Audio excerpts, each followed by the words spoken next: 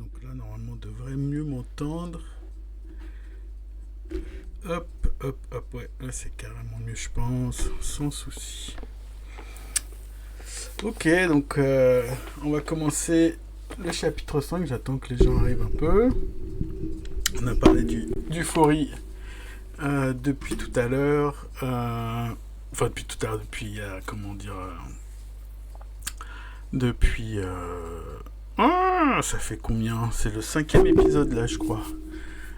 Donc où on va parler du Félicien Faury.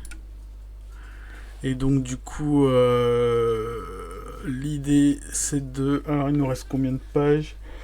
En général on en fait 30 à peu près ici. Donc on devrait presque finir aujourd'hui, ce soir, les chapitres. Donc chapitre 5. Alors attends. Je suis toujours en train de checker mon stream. Là-dessus. Et puis, j'ai besoin de quoi? J'ai besoin de ça, ouais, voilà. Et donc, commencer ce chapitre. Donc, on a vu en détail, alors, comme je fais à chaque fois, c'est le bouquin électronique, mais le livre original, c'est Des lecteurs ordinaires de Félicien Faury, qui est sorti l'an dernier et qui parle donc de l'électorat RN dans le sud-est de la France. Donc Félicien, c'est un sociologue et il est chercheur, donc c'est un collègue de sociologie, et il travaille donc ici sur une enquête qu'il a faite dans le sud de la France, le sud-est, concernant l'électorat RN. Et donc du coup, ce bouquin il est très instructif pour plein de raisons. Parce qu'il étudie évidemment les dynamiques de pourquoi les gens y votent RN, mais aussi en fait tout ce que ça implique, le vote RN comme vision de la société. Voilà. Et donc là on est au 5e chapitre, donc on a vu essentiellement des logiques qui sont très proches, par exemple des logiques développées par Feher sur ceux d'en haut et ceux d'en bas. Donc disons qu'on est sur des populations qui sont prolétarisés mais qui sont pas excessivement pauvres, qui sont plutôt dans ce qu'on appelle le prolétariat stabilisé, la petite bourgeoisie. Notamment il y a un coiffeur, il y a un auto-entrepreneur, enfin des entrepreneurs, mais il y a aussi évidemment des retraités, des employés. Il y a aussi des trucs, des professions de type pompiers, policiers, etc., maçons. Donc voilà, des professions effectivement salariées, mais bon, qui sont quand même beaucoup plus associées au maintien de l'ordre et à un truc militaire. Et donc, ces personnes-là, en fait, ont un discours, en fait, qui est donc, évidemment, la preuve, en fait, c'est des gens qui sont pas riches et qui sont dans un milieu dans lequel ils sont proches des populations pauvres racisées, et en même temps, ils ont beaucoup de mal à se rapprocher des populations qui sont, elles, beaucoup plus riches et qui investissent le sud-est. Notamment les belles baraques, les beaux villages de France, etc. etc. Et donc, l'électorat RN est situé dans cet intermédiaire-là. Et donc, à plein de façons, donc il y a plein d'exemples dans le livre, de quel intérêt a l'entre-soi blanc, parce que c'est des gens qui vont chercher à éviter le plus possible le contact avec les populations racisées, notamment musulmanes. C'est des gens qui vont voir la dévalorisation de leur propre école, de leur propre environnement, à partir du moment où celle-ci a plus visiblement des personnes racisées. Donc il y a plein d'exemples. Il y a l'exemple notamment des lieux de vie aussi, par exemple du café qui a été vendu à un musulman, et donc qui vend plus d'alcool et qui sont dépossédés de leur café. L'utilisation du féminisme ici dans ce cas-là, pour justifier notamment le café où il n'y aurait plus que des hommes, etc. Avec associé à ça évidemment tout un imaginaire sur à la fois le fait que les racisés, les non-blancs piquent le travail, et à la fois dans un espèce de trucs, contradictoires, qui sont aussi les récipiendaires de toutes les aides, voilà, toutes les aides sociales, tous les logements. Donc c'est des populations qui sont persuadées en fait de perdre compte, et qu'ils ne seraient pas contre une redistribution des richesses. C'est pas des libéraux qui veulent pas d'intervention de l'État, mais qui pensent que l'État intervient trop pour les personnes racisées et pas du tout pour les gens de chez eux. Voilà. Et donc ça crée en fait un entre-soi blanc. Hein. Les gens, ils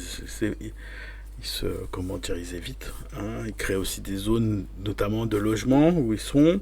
Et donc ils voient d'un très mauvais œil les ventes d'appartements de gens racisés, hein, quel que soit le niveau social de ces gens racisés, parce que pour eux ça baisse en fait le prix de la maison. Dans une espèce de boucle circulaire raciste assez impressionnant. Donc le raisonnement circulaire, c'est quelque chose qui revient beaucoup aussi dans cet ouvrage.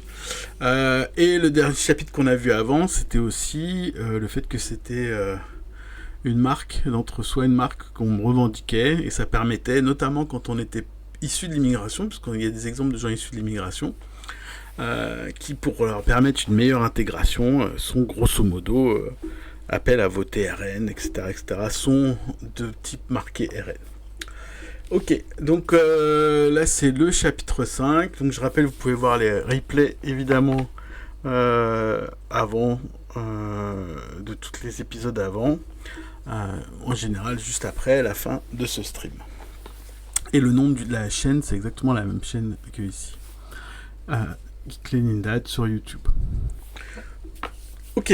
Donc, chapitre 5, les logiques d'une normalisation. Donc, à quelles conditions une orientation politique devient-elle légitime ? Le vote RN a longtemps été considéré comme un vote honteux, c'est-à-dire plus difficilement avouable que d'autres en raison du stigmate public pesant sur cette préférence électorale. Eh oui, quand même un petit peu. Voter Le Pen, c'est prendre le risque d'endosser les accusations de racisme et d'extrémisme. De ce fait, les enquêtes d'opinion ont été durablement confrontées au problème de la sous-déclaration du vote lepéniste, obligeant les instituts de sondage à procéder à des corrections sur les données brutes recueillies, ce qu'on appelle des redressements, pour prédire au mieux les résultats des élections.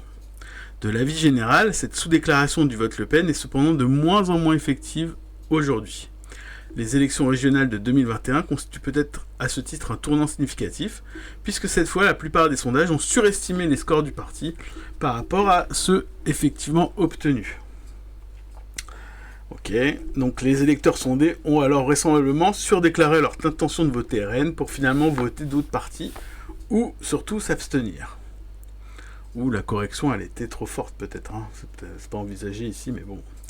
Dans la configuration nationale actuelle, le vote Le Pen se dit et s'assume de plus en plus facilement, ce qui n'est pas la moindre des victoires pour un parti qui cherche depuis longtemps à, comme le veut la formule, dédiaboliser son image. Cette honte électorale apparaît moins effective lorsqu'on se place à l'échelle des groupes sociaux concrets. Okay, donc il y a un effet macro, puis il y a un effet micro quand on regarde les gens. Sur mon terrain, j'ai ainsi pu constater que si les personnes interrogées ont conscience que voter pour Marine est un choix électoral potentiellement stigmatisant, c'est loin d'être le cas dans leur vie quotidienne au cours des interactions concrètes avec leurs proches et avec leurs connaissances. Pour beaucoup, le vote RN est alors un vote normal, au sens où celui-ci se conforme aux normes sociopolitiques locales et rencontre l'assentiment des personnes avec lesquelles on partage des expériences de vie communes.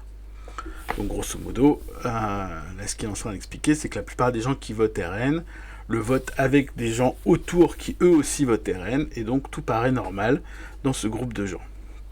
Les préférences politiques sont en effet toujours collectivement fabriquées. Comme tout comportement culturel, le comportement électoral est conditionné socialement, les affinités politiques épousant les affinités sociales. À rebours du mythe libéral du vote comme expression d'opinion personnelle, élaborée par chacun en son fort intérieur, la sociologie politique a montré depuis longtemps que les individus votent toujours en groupe, parce que chacun pense politiquement comme il est socialement. Même dans l'isoloir et à bulletin secret, notre vote s'ajuste à celui des personnes qui comptent pour nous, et ce n'est aucun cas imperméable aux normes sociales, morales et politiques qui circulent dans nos foyers. Donc là aussi, j'ai pas l'impression que ce soit un gros truc politique que de dire ça. C'est paraît évident, mais peut-être que ça l'était pas pour tout le monde. Mais en tout cas, les calculs pour le vote dépendent essentiellement d'un groupe social, effectivement, et donc ne sont même pas issus d'ailleurs de contraintes matérielles nécessairement directes. Okay. Dans nos foyers, nos milieux professionnels et les lieux dans lesquels nous vivons. Il existe ainsi un sens des convenances du vote, venant tout à la fois accréditer certaines orientations électorales, mais aussi en discréditer d'autres. Le vote RN est la résultante de ces deux processus. Un vote pour, des raisons positives validées collectivement de choisir un bulletin Le Pen, mais aussi un vote contre, un rejet lui aussi validé collectivement, des autres partis politiques potentiellement concurrents au RN. Si le RN en vient à devenir une option électorale envisageable, souhaitable et désirée, c'est aussi en fonction des perceptions ordinaires, le plus souvent négatives, des professionnels de la politique, de ce qu'ils incarnent, des intérêts des groupes sociaux qu'ils paraissent représenter, qui circulent dans l'espace local et au sein des collectifs où sont insérés les derniers. Donc là, c'est une phrase compliquée pour dire que la plupart des électeurs du RN ne supportent pas les autres partis et pensent qu'il y a une déconsidération de ces partis-là. Ce contexte social dessine ainsi pour les électeurs un espace des possibles politiques légitimes, ok, donc c'est l'air d'être une citation, déterminant leur pratique électorale effective. Comprendre la normalisation politique du RN nécessite donc de comprendre sa normalisation sociale, c'est-à-dire les processus par lesquels ce parti en vient à devenir non plus honteux mais accepté, voire valorisé dans certains milieux et dans certains groupes. Et donc changer un peu l'analyse du vote RN aussi pour comprendre comment il y a des groupes sociaux complets en fait qui votent pour ce parti et qui n'en ont plus honte. Comprendre à l'appui de quelles perceptions, normes et expériences partagées il devient normal socialement de voter pour Marine, comme on surnomme si souvent sur mon terrain la candidate du Rassemblement national. Alors, un vote stigmatisé, point d'interrogation. Dans mon enquête, comme dans d'autres, le constat selon lequel les gens qui votent RN vivent avec des gens qui votent RN se confirme. Donc ça c'est quand même un résultat important. Donc il y avait vachement quand même l'image de personnes qui n'ont aucun milieu social, qui vivent tout seuls, et qui parlent à personne, et qui détestent tout le monde autour et qui votent RN. Donc cette image-là, elle est fausse. De toute façon, elle est forcément fausse, vu qu'il y a presque 30% des gens qui votent RN. Ça peut pas être 30% de gens isolés qui parlent à personne. Ça pouvait être vrai quand il faisait 5%, mais ça peut plus être vrai maintenant. Ça, de toute façon. En matière électorale, la consonance politique des entourages est la règle. La consonance politique, ok. Elle fonctionne pour tous les milieux sociaux et politiques, pour toutes les orientations électorales. Et le vote RN ne fait pas exception, ok. Tous les électeurs rencontrés ont en effet autour d'eux des personnes qui partagent leurs préférences électorales, qu'il s'agisse de proches familiaux, de connaissances professionnelles ou amicales, ou parfois juste de voisins. Donc c'est pareil logique, on traîne avec les gens qui votent à peu près comme nous et qui ont à peu près les mêmes idées. Donc où est la cause, où est l'effet ? Ça c'est clair qu'il y a un entre-soi qui est créé. Cette homogénéité politique peut même entraîner incompréhension et perplexité lorsque les résultats des élections, notamment nationales, tranchent avec les préférences politiques que l'on perçoit soi-même comme hégémoniques dans le milieu social et territorial où on vit. Ça aussi, c'est clair que ça se constate.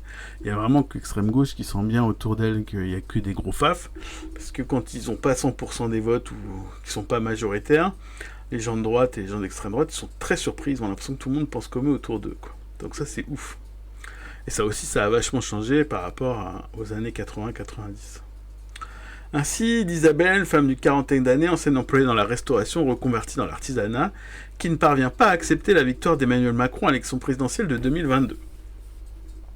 Et donc on a cette dynamique aussi, si vous vous souvenez de l'élection de Biden en 2020, et du fait de ne pas vouloir accepter, et ça a été entretenu d'ailleurs à fond par Trump, cet aspect-là. Et pour pas mal de gens, ça paraissait logique que les élections soient truquées, parce qu'ils ne comprenaient pas comment, alors qu'ils connaissent que des gens qui votent Trump, les gens auraient pu voter Biden.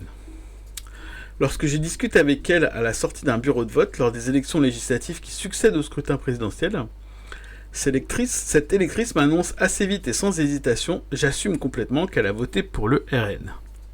Elle a toujours choisi Marine Le Pen aux dernières élections présidentielles, mais c'est en revanche la première fois qu'elle se déplace pour les législatives. Ok, elle n'a pas supporté les résultats de la présidentielle et a donc souhaité réagir au scrutin suivant.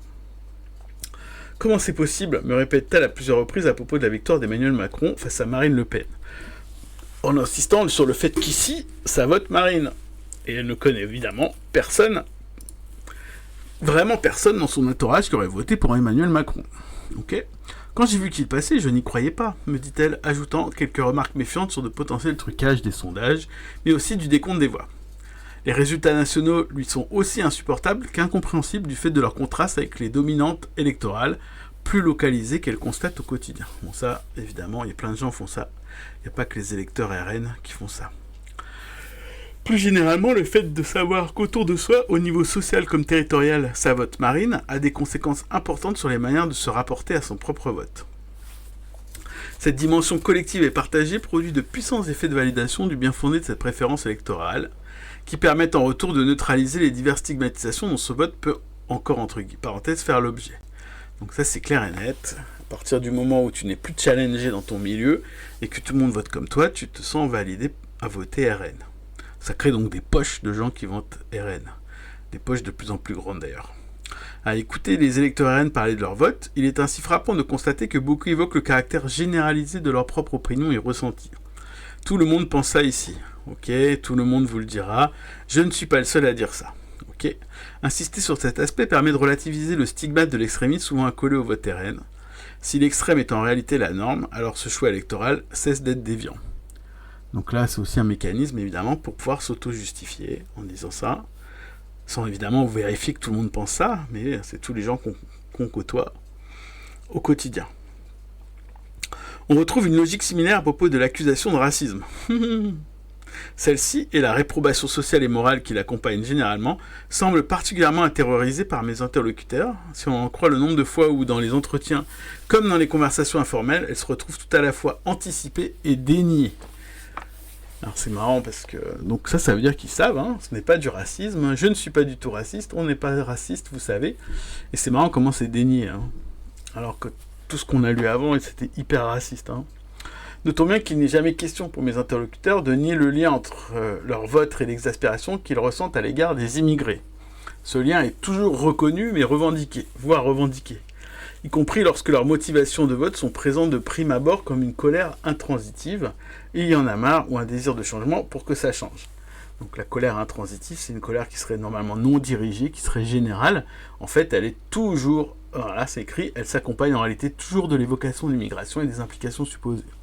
Donc la colère légitime de l'électeur RN est en fait toujours associée à l'immigration et évidemment ce qu'il pense de l'arrivée, de l'existence même des personnes non blanches. Ce point est important à rappeler tant le vote RN est souvent interprété comme purement protestataire, si ce n'est un vote aveugle. Voilà, donc ça c'était pour... Évidemment il a dit ce que je viens de dire, c'est-à-dire que la colère elle n'est pas en fait aveugle, hein, et elle a une base raciale.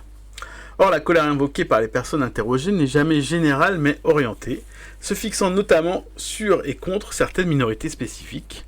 Si, comme me l'affirme par exemple Pierrick, le vote RN est bien selon lui une marque de ras-le-bol général, il ajoute juste à fait, enfin pas général, c'est juste qu'il y a des problèmes qu'il faut régler, point, avant de détailler ces différents problèmes que sont à ses yeux l'immigration, le communautarisme et l'insécurité. Évidemment. Il précise davantage son propos par la suite. C'est un vote pour en fait arrêter le phénomène d'immigration. En fait, où on ne sait pas quoi faire. Mais par immigration, j'entends immigration de la partie Maghreb, quoi. Voilà. Donc on est très clair là-dessus. C'est vraiment un vote raciste. Le même Pierrick, donc 47 ans, est officier sapeur-pompier. Ah oui, on l'a déjà vu, père de 2 enfants divorcés et nouveau en couple au moment de l'enquête. Sa nouvelle compagne est employée municipale. Il est propriétaire d'un appartement dans une petite commune située à une quinzaine de kilomètres de la caserne où il travaille comme responsable des opérations. C'est sur ce lieu de travail qu'il me reçoit pour les 2 entretiens que je mène avec lui. Ah non, c'est pas le même Pierrick, c'est un autre sapeur-pompier, pardon. Son vote pour Marine Le Pen, qu'il me confie à la fin de notre première discussion, se situe dans le prolongement d'une orientation politique à droite. J'ai toujours eu mes idées, mais toujours assez à droite. Donc ça aussi, c'est un truc qu'on retrouve beaucoup dans tout ce qui a été dit avant et qui est aussi contraire à ce qu'on entend d'habitude sur le vote RN. C'est pas des gens de gauche qui sont passés RN, c'est plutôt des gens de droite qui sont radicalisés. En fait, tout le spectre a été à droite. Donc les gens de gauche, soit votent un peu moins à gauche, soit votent pas. Les gens qui traditionnellement, ouvriers, votaient à gauche, la plupart du temps ne votent plus ou votent un peu plus à droite, mais pas à l'extrême droite. Enfin, c'est assez rare, le glissement comme ça. Ils sont d'autant plus rares qu'ils sont montés en époque, d'ailleurs, mais souvent, en fait, c'est des zones de gens qui étaient déjà, toujours assez à droite. Son glissement vers le RN est rapporté, on l'a dit, à son exaspération envers une certaine immigration, rattachée dans ses propos à l'islamisme, et ce qu'il nomme les sécurités plus. Ok. Il y insiste fréquemment, non pas de son avis propre, mais d'une opinion très largement partagée. Par ses collègues, tout d'abord, bon ça... Tu m'étonnes, des sapeurs-pompiers. Il y a une forte proportion de pompiers qui votent FN, hein. Bon, on a bien compris. Parce que pour les pompiers, avec ce qu'on vit tous les jours, etc., on voit qu'au niveau sécurité, on touche le fond, quoi. On touche le fond du fond. Mais aussi bien au-delà de cette sphère professionnelle. C'est la priorité des discussions. Même dans les discussions de famille, quelles qu'elles soient, il n'y a pas un repas de famille, on ne va pas parler de l'insécurité, de l'immigration et compagnie, c'est unanime. Alors, moi, pour avoir eu traîné avec une partie de ma famille qui était ultra raciste, qui votait très à droite, et ce, y compris dans les années 80-90, qui était déjà à l'extrême droite, clairement, c'est l'obsession totale, et constante et permanente, en oubliant d'ailleurs les gens racisés autour de la table, cette discussion sur l'insécurité. C'est assez fou d'ailleurs. Alors, Pierrick dit constater cet unanimisme, y compris dans les conversations avec les personnes qu'il croise au quotidien au cours de ses interventions en tant que pompier. C'est ce consensus qui explique à ses yeux que le choix électoral du parti de Marine Le Pen soit de plus en plus assumé. Bah oui, tu m'étonnes. Ici, il y a simplement 5 ans, personne ne vous disait qu'il avait voté pour le Front National, maintenant n'importe qui le dit. En 5 ans, ouais, waouh, ça veut dire que ça allait assez vite quand même. Pour ses électeurs, il s'agit donc moins de nier le rejet de certaines minorités que de souligner son caractère collectif et partagé. Et donc collectivement certifié et légitime. La localisation des zones où le RN rencontre ses plus forts succès électoraux est d'ailleurs souvent évoquée et la mise en lien avec la présence d'une immigration maghrébine. Il n'y a qu'à voir où ça vote Marine. C'est sûr que tu vas dans d'autres régions, t'as pas ce problème qu'on a là. Mais regardez où ça vote FN. Donc ça, c'est toutes les questions qui se posent. Et donc, visiblement, ce qu'ils ont l'air de dire, c'est plus il y a de personnes maghrébines dans un coin, plus ça vote FN. Les succès électoraux croissants du RN dans certains territoires viennent ainsi légitimer par un mécanisme d'auto-renforcement ce même vote au niveau individuel. Parce qu'indexé à une situation spécifique et partagé par un nombre croissant d'électeurs, le vote RN peut alors être présenté non plus comme pathologique, mais comme logique, bien non plus extrême, mais bien normal. On a pas évidemment normalisé le fascisme. Ça, c'est aussi un mécanisme connu. De fait, au sein des mondes sociaux concrets dans lesquels les électeurs évoluent, un consensus paraît s'être installé à propos du caractère problématique de l'immigration. Cette protestation consensuelle, c'est pas mal dit, s'expérimente dans les cercles de proches, mais s'entretient aussi au fil d'activités routinières. Robert et Marie, couple de retraités, m'évoquent par exemple leur discussion lors de leur sortie pour aller faire leurs courses au supermarché. En entretien, alors que Robert et Marie multiplient les remarques xénophobes, donc racistes, je les questionne sur le caractère partagé ou non de ces propos. Alors, trigger warning, rappelez-vous, chaque fois qu'il fait des citations verbatim, on a le droit à des dingueries racistes, donc méfiez-vous. Moi, et il y a beaucoup de gens qui partagent ce que vous dites. La question innocente de Félicien. Robert et Marie à l'unisson, hochant la tête. Ah bah oui, oui. Robert, oui, c'est l'évidence même. Marie, ah bah oui, tout le monde se plaint. Hein. Quand on voit les gens à Auchan, elle mime une rencontre avec une amie. Elle me dit, ah t'as pas vu ce qu'ils nous ont fait encore, et patati et patata, et ça arrête pas. Entre nous, on se dit, ah bah tiens, puis on en parle. Eh bah mon vieux. Alors, dans les milieux étudiés, il semble exister une forme d'accord moral alimenté au gré des échanges quotidiens sur ce qui fait et ce qui font problème. La plainte raciste ordinaire, tout le monde se plaint, s'insère aisément dans les discussions de tous les jours, constituant ce que Goffman nommait des ressources sûres, c'est-à-dire des thématiques dont on sait qu'elles permettront d'alimenter sans effort les conversations et de maintenir l'interaction avec les personnes croisées. Donc c'est plus le temps qui fait, c'est plus il n'y a plus de saison ma brave dame, c'est se plaindre des personnes non blanches. C'est ouf quand même, cet effet-là. À travers cette insistance sur le caractère collectif de la préférence électorale, le péniste, et ce qui nous la motive, c'est aussi une certaine expérience de groupe racialisée qui se dessine. De ce point de vue, la dénonciation de l'acte du vote comme processus d'atomisation et comme disait Sartre de sérialisation, une dénonciation encore active aujourd'hui au sein de la pensée critique, témoigne surtout d'une ignorance des processus résolument collectifs qui déterminent les pratiques électorales. Et oui. Donc c'est pas l'atomisation, c'est une certaine socialisation du racisme. Encore une fois, on parle d'un groupe maintenant qui vote à 30% RN. C'est forcément un phénomène qui est beaucoup plus large que quand il faisait 5%. En l'occurrence, rattacher le vote RN au repli sur soi, elle explique ce que je viens de dire, à une crise du lien social ou à l'anomie, est à mon avis une manière de battre en retraite sociologiquement, en expliquant cette préférence électorale par une sorte de défaut social, sans voir que cette préférence est en réalité le produit de sociabilité partagée et la marque d'un sentiment d'appartenance à certains groupes sociaux auxquels on s'identifie positivement. Alors ça c'est intéressant, c'est dans l'autre, Cocard, donc quelqu'un qui travaille sur les populations notamment dans le Grand Est et qui sont évidemment très très forts électorat RN, on a ce type de choses-là, c'est-à-dire qu'en fait, une explication de Cocard, c'est que la sociabilité n'a pas disparu, elle a changé de ce qu'il dit de typologie, où c'est plus les mêmes groupes sociaux qui se coordonnent, il n'y a plus de syndicats, il n'y a plus de groupes sportifs comme c'était le cas avant, d'autres choses un peu plus collectives. Les groupes sociaux sont resserrés, mais ils partagent et ils entretiennent, par ce type de solidarité-là, la plupart du temps des stéréotypes racistes. Et du coup, ça permet en fait de confronter, d'auto-alimenter, de justifier et de se conformer à un vote raciste en normalisant le racisme et en normalisant le vote RN.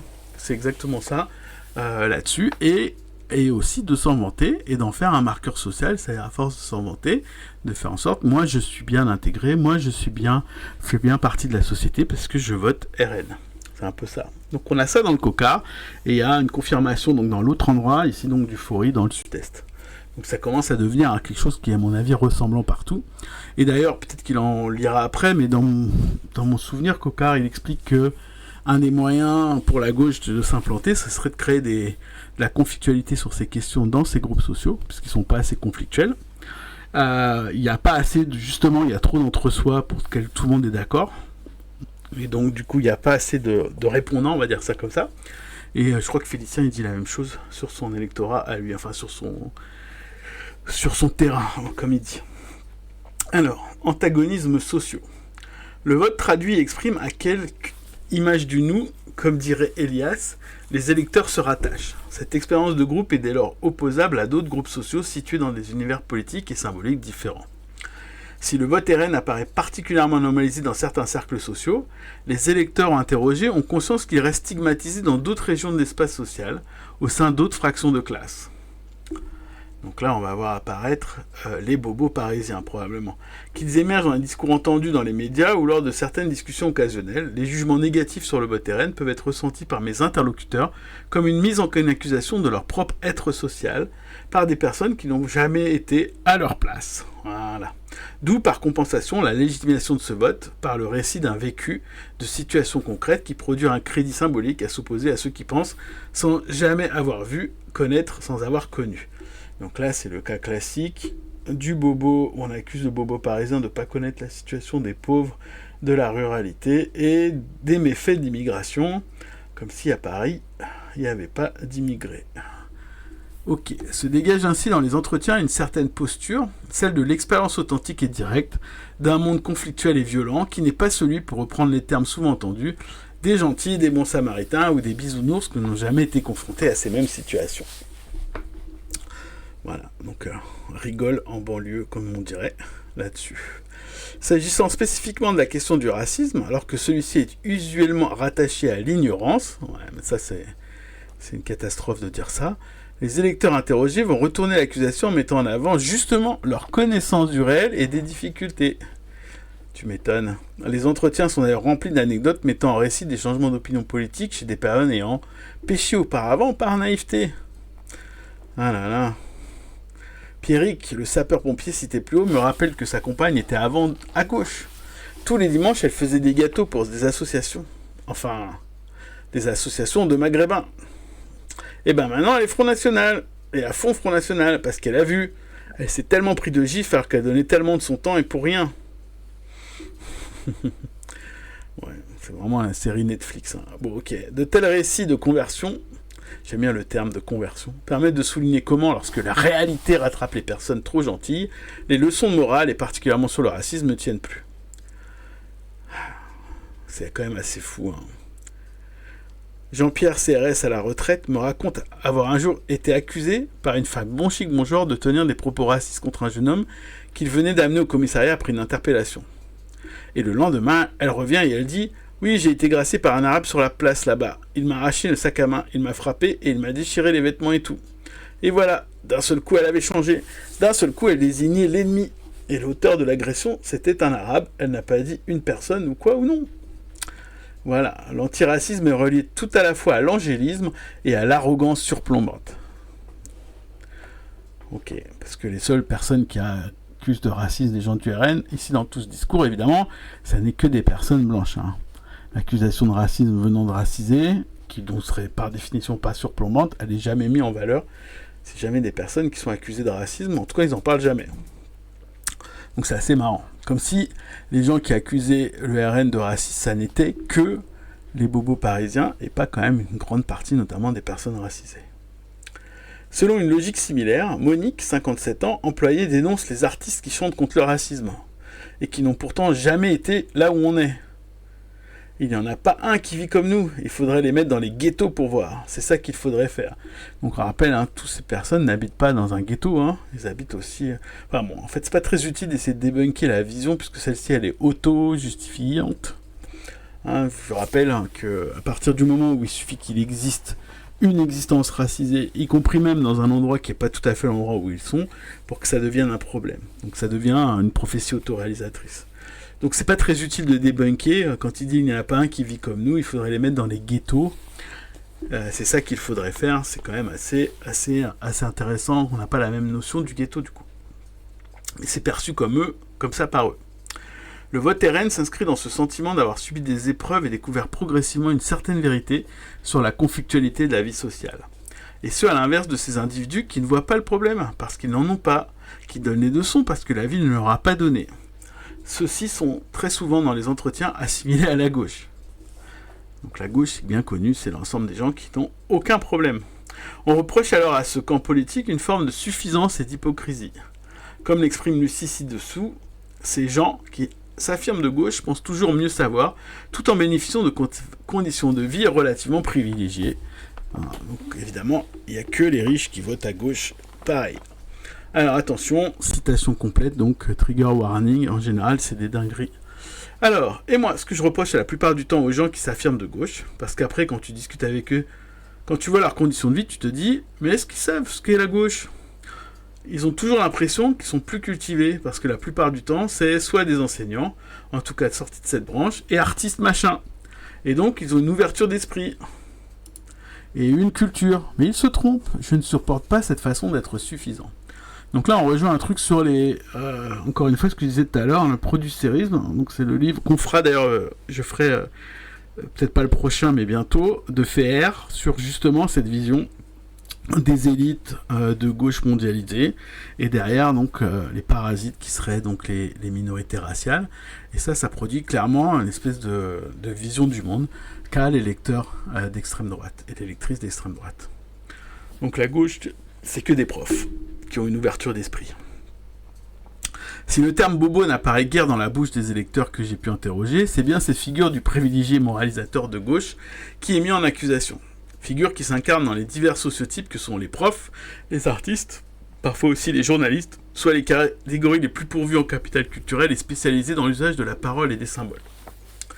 Il est frappant de constater à quel point, pour ces électeurs du RN, ce sont ces élites proprement culturelles ou élites du diplôme qui suscitent le plus d'hostilité et de défiance. Et donc c'est pas les petits patrons, les patrons, etc. Hein. Pas du tout. C'est les élites dites du diplôme. Élites toutes relatives d'ailleurs, tant les donneurs de leçons qu'on m'évoque sont parfois simplement des responsables associatifs locaux, des cadres d'un service culturel de la ville, des instituteurs de l'école d'à côté. Donc c'est pas non plus évidemment les grands bourgeois qui vivent dans les quartiers huppés autour de chez eux, bien au contraire. Comment expliquer ce hiatus entre des écarts sociaux souvent minimes et les antagonismes sociopolitiques particulièrement forts qu'ils suscitent ? Il faut peut-être ici rappeler que c'est le niveau de diplôme qui est le marqueur le plus prédictif du vote RN, davantage que le niveau de revenu. Et donc ça c'est important, le diplôme, plus que le revenu. Voilà. Les électeurs RN se caractérisent ainsi par une faiblesse relative de leur capital culturel par rapport à leur capital économique. Et en particulier au sein de l'électorat lepéniste sudiste. Donc on peut imaginer des gens qui ont fait des études courtes, typiquement CAP, des choses comme ça, qui permettent quand même d'être plombier, artisan, etc. Et donc pas forcément d'être pauvre. En tout cas, il n'y a pas de lien direct avec le diplôme. Cette caractéristique a des implications importantes sur les manières subjectives d'apprécier sa propre place dans la société. De fait, les électeurs rencontrés ont le sentiment de devoir leur position sociale moins à leur investissement scolaire qu'à leur effort au sein de la sphère professionnelle. Donc là aussi, ça rejoint ce que dit le FR là-dessus, en disant que y a une forte appréciation du mérite, au sens où on a travaillé pour avoir les choses, et évidemment, les études ne sont pas vues comme quelque chose de méritant, bien au contraire. Okay, c'est le travail, plus que l'école, qui leur a permis d'accéder à un emploi relativement stable et à un petit patrimoine, l'achat d'une maison notamment. Ce type de trajectoire et de positionnement se traduit par la valorisation de styles de vie orientés davantage vers la réussite économique que vers l'accès à des ressources culturelles distinctives. Okay. Pour ces électeurs, qui entretiennent un rapport souvent difficile et défiant à l'école, et plus largement à la culture légitime, les écarts sociaux vécus comme les plus vexants et les plus blessants semblent dès lors jouer avant tout sur le plan culturel. Okay. Donc ils sont plus vexés de l'instit, qui parle bien, que du petit patron, qui a une super voiture.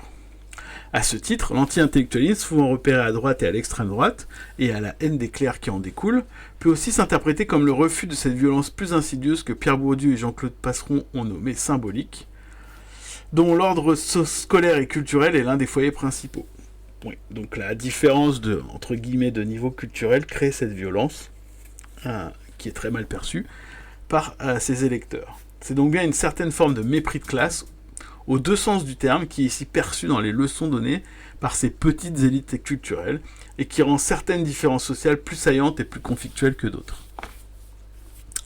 Ok, donc ça c'est assez clair là-dessus. A contrario, j'ai observé au sein du groupe étudié une valorisation des élites plus strictement économiques, donc c'est l'inverse, y compris locales, les chefs d'entreprise connus, le petit patronat, qui ont réussi en travaillant.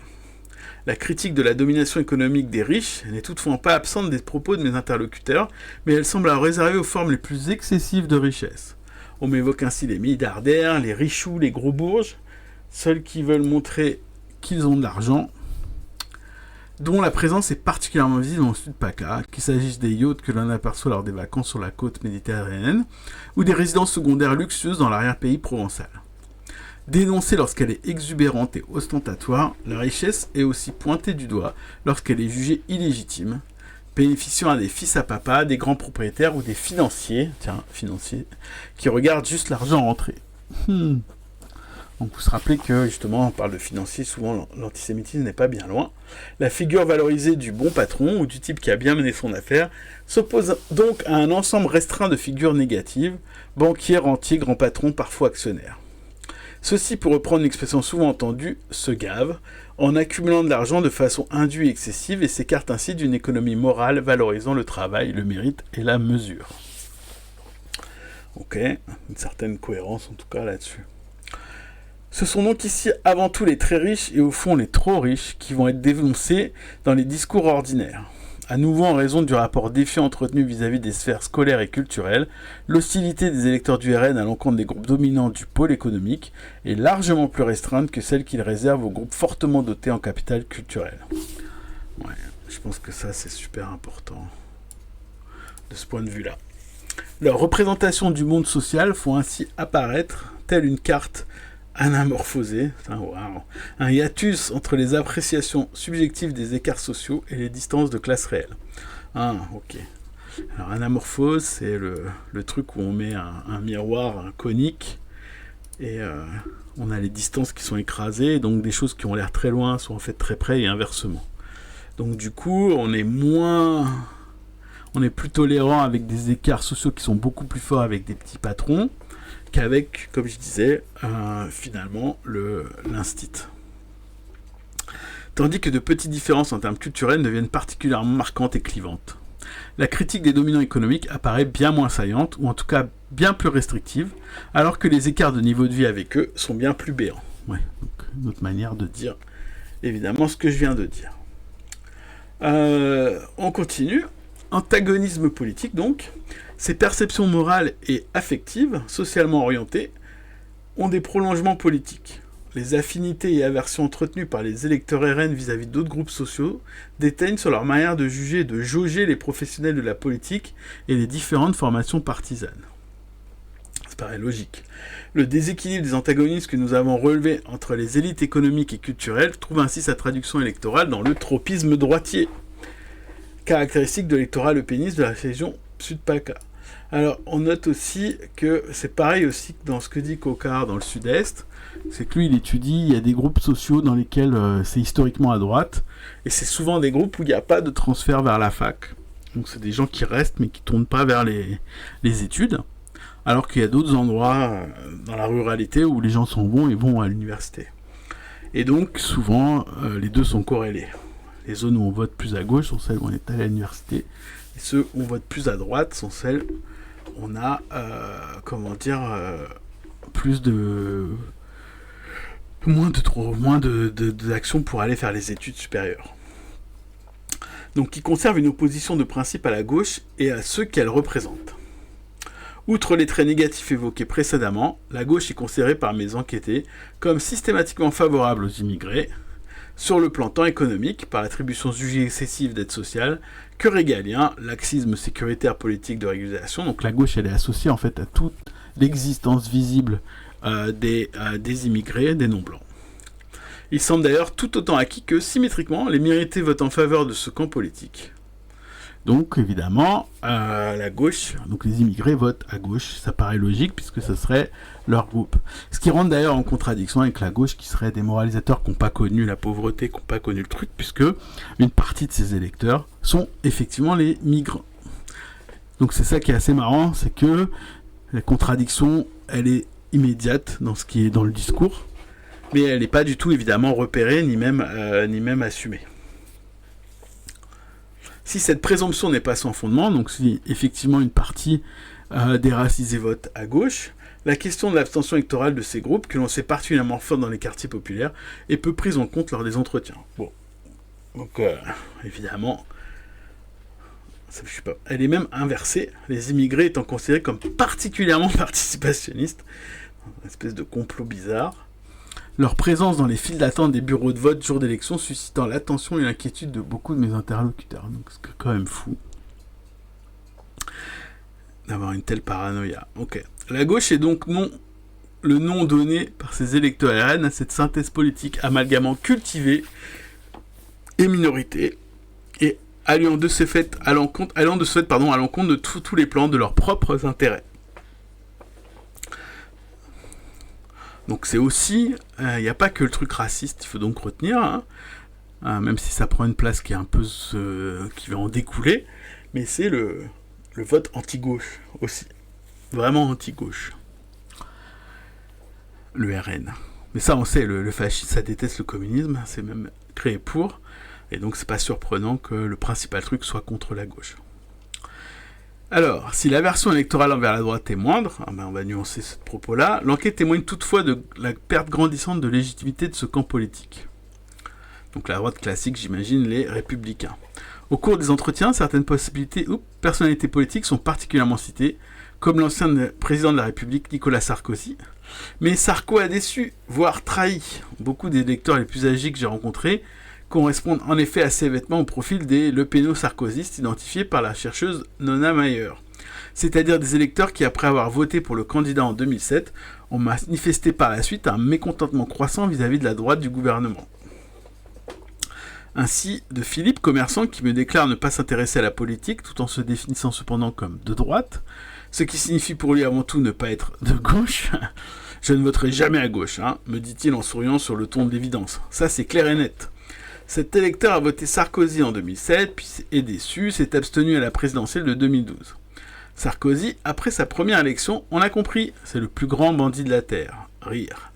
Il a trahi tout le monde. C'est une grande gueule, je vais faire ci, je vais faire ça, mais il n'a rien fait. Si, il s'est gavé, il s'en est mis plein les poches. Il a fait venir les Qatars à Paris, là. Ah oui, c'est vrai, il y a ça aussi. C'est lui qui a fait tout ça. C'est cette déception qui le pousse à voter pour Marine Le Pen. Ah, il est poussé, le pauvre Vichou, aux élections suivantes. Ce basculement est à l'image des évolutions politiques du territoire Sud-PACA, dans lequel la porosité électorale entre droite et extrême-droite ne cesse de s'accroître au profit de cette dernière. Tu m'étonnes. Plus généralement encore, à l'échelle nationale et dans la dernière décennie, les succès du RN s'expliquent majoritairement par la radicalisation progressive de l'électorat de droite, notamment populaire. C'est la droite déçue, bien que bien plus que la gauche, qui a avant tout alimenté les succès lepénistes. Donc ça, je le disais tout à l'heure, et donc il vient le redire. Bon, ça commence à être assez connu maintenant.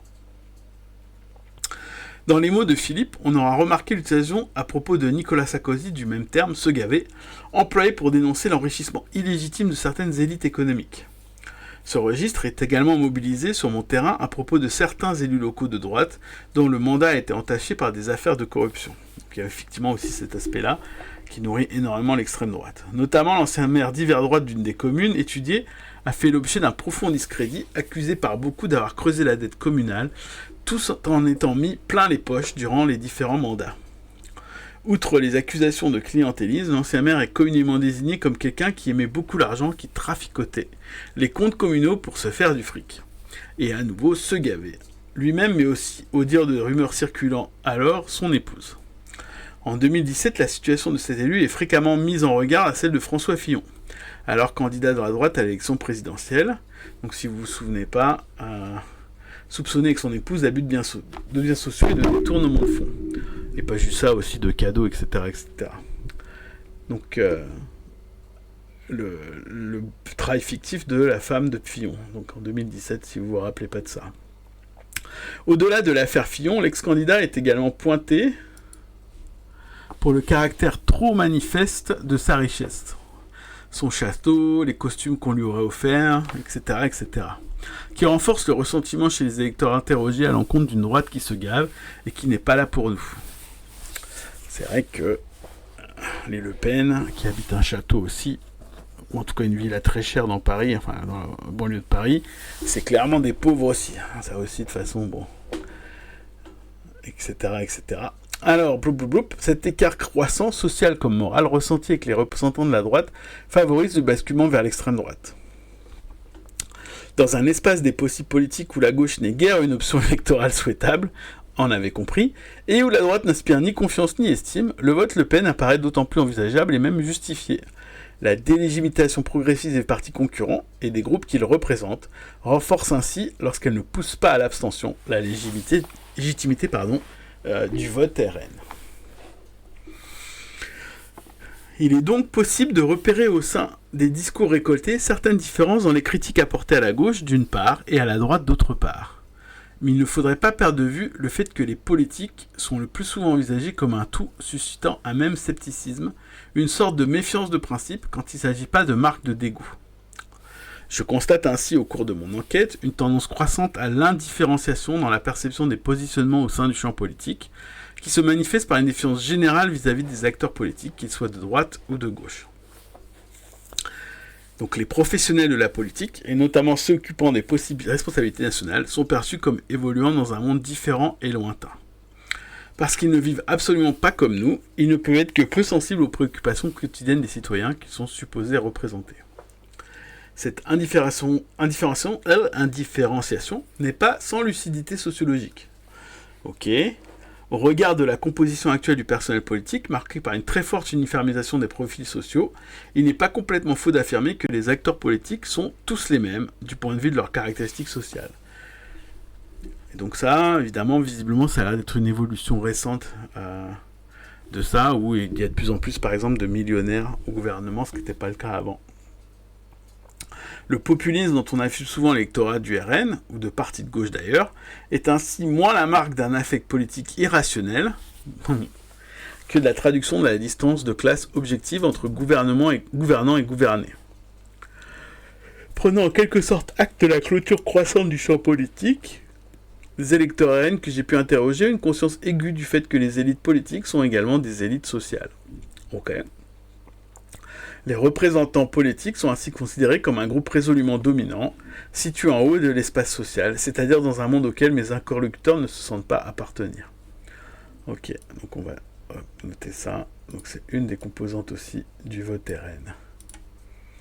De ce fait, les politiques, entre guillemets, et tout particulièrement ceux du gouvernement, ou ayant déjà gouverné, sont très fréquemment taxés de profiteurs, voire de pourris ou de voleurs, qui utilisent leur position de pouvoir à des fins personnelles et financières.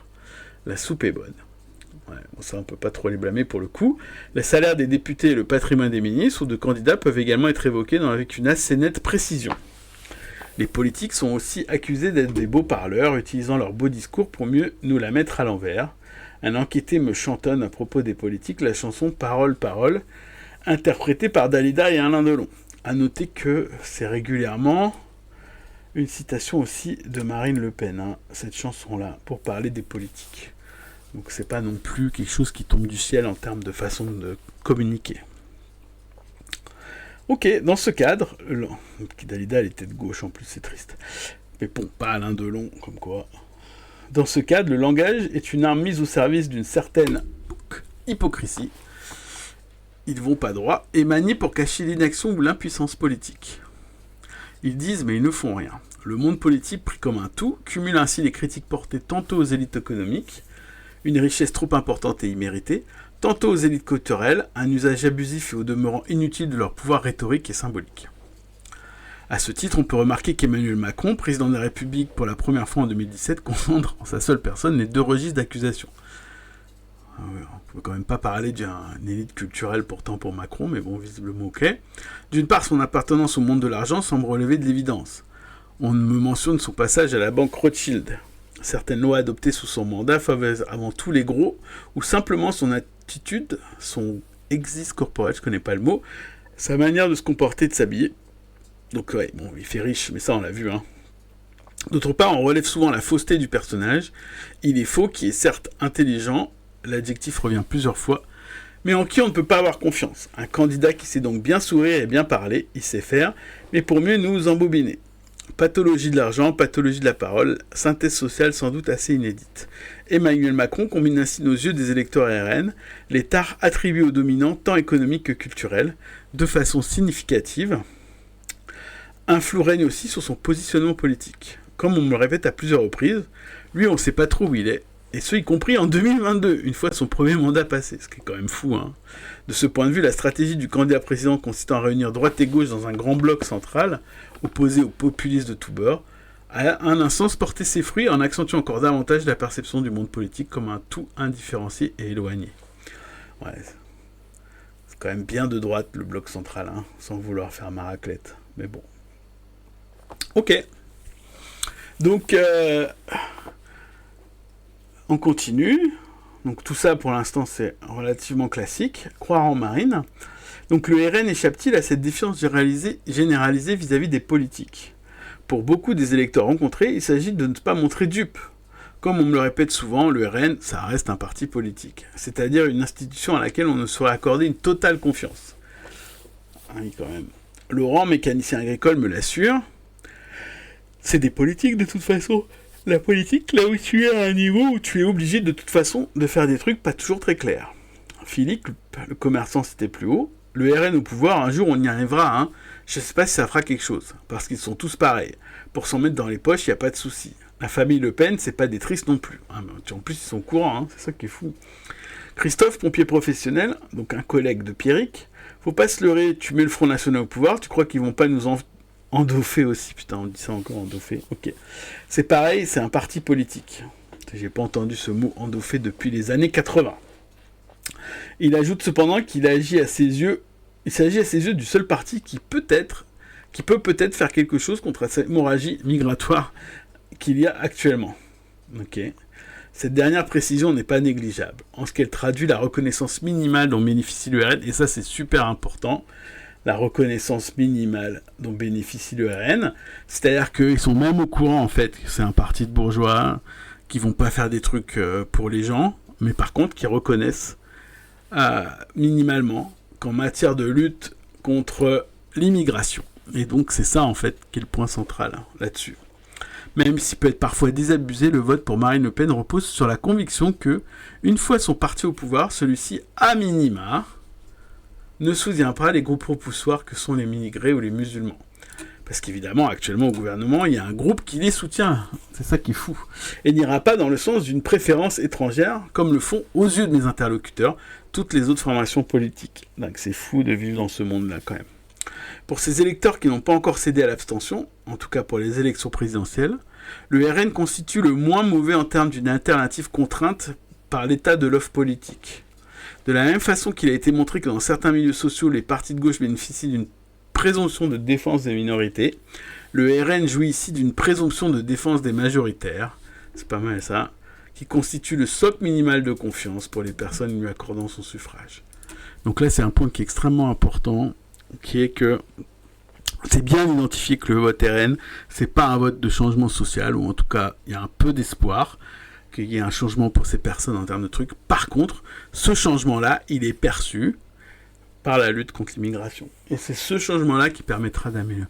C'est pour ça qu'il y a cette discussion sur le vote RN, qui est un vote en fait, donc à la fois raciste, mais aussi un vote qui défend les intérêts matériels des Blancs qui votent RN, parce qu'il est perçu comme tel. Il est perçu comme une défense de la blanchité vis-à-vis d'une menace existentielle, en l'occurrence ici, causée par l'immigration. Et le RN, il est perçu comme le parti qui va faire ça. C'est pas un parti qui va faire la révolution, c'est pas un parti qui va rendre la grandeur de la France, c'est pas un parti blabla, c'est un parti qui va mettre au pas les non-blancs, et notamment les musulmans.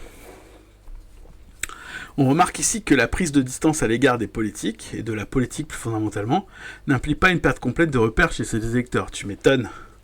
Comme on l'a vu plus haut, le RN reste bien identifié aux enjeux sécuritaires et surtout migratoires, et c'est en connaissance de cause que l'on continue à voter pour ce parti.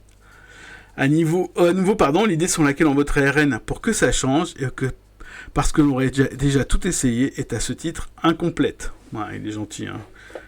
Ce vote reste en effet orienté par des aspirations sociales et politiques spécifiques qui vont porter prioritairement ses électeurs vers l'extrême droite, et non par exemple vers la gauche, y compris vers les partis qui n'ont pourtant pas été essayés non plus. Comme par exemple le NPA.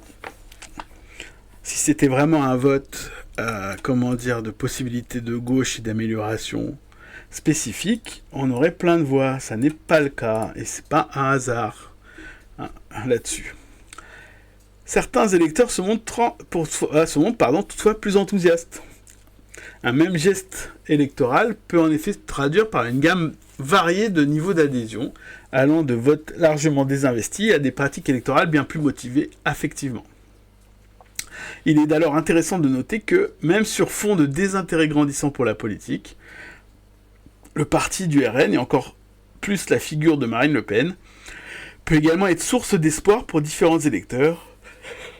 Dans certaines circonstances, l'engouement pour Marine peut même permettre de renouer avec la pratique du vote et sortir de l'abstention. Donc c'est fou.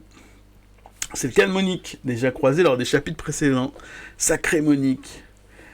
Mère de famille divorcée, employée en CDI dans une entreprise de vente de médicaments. Cette électrice vote pour la première fois pour Marine Le Pen en 2012, après avoir été longtemps abstentionniste.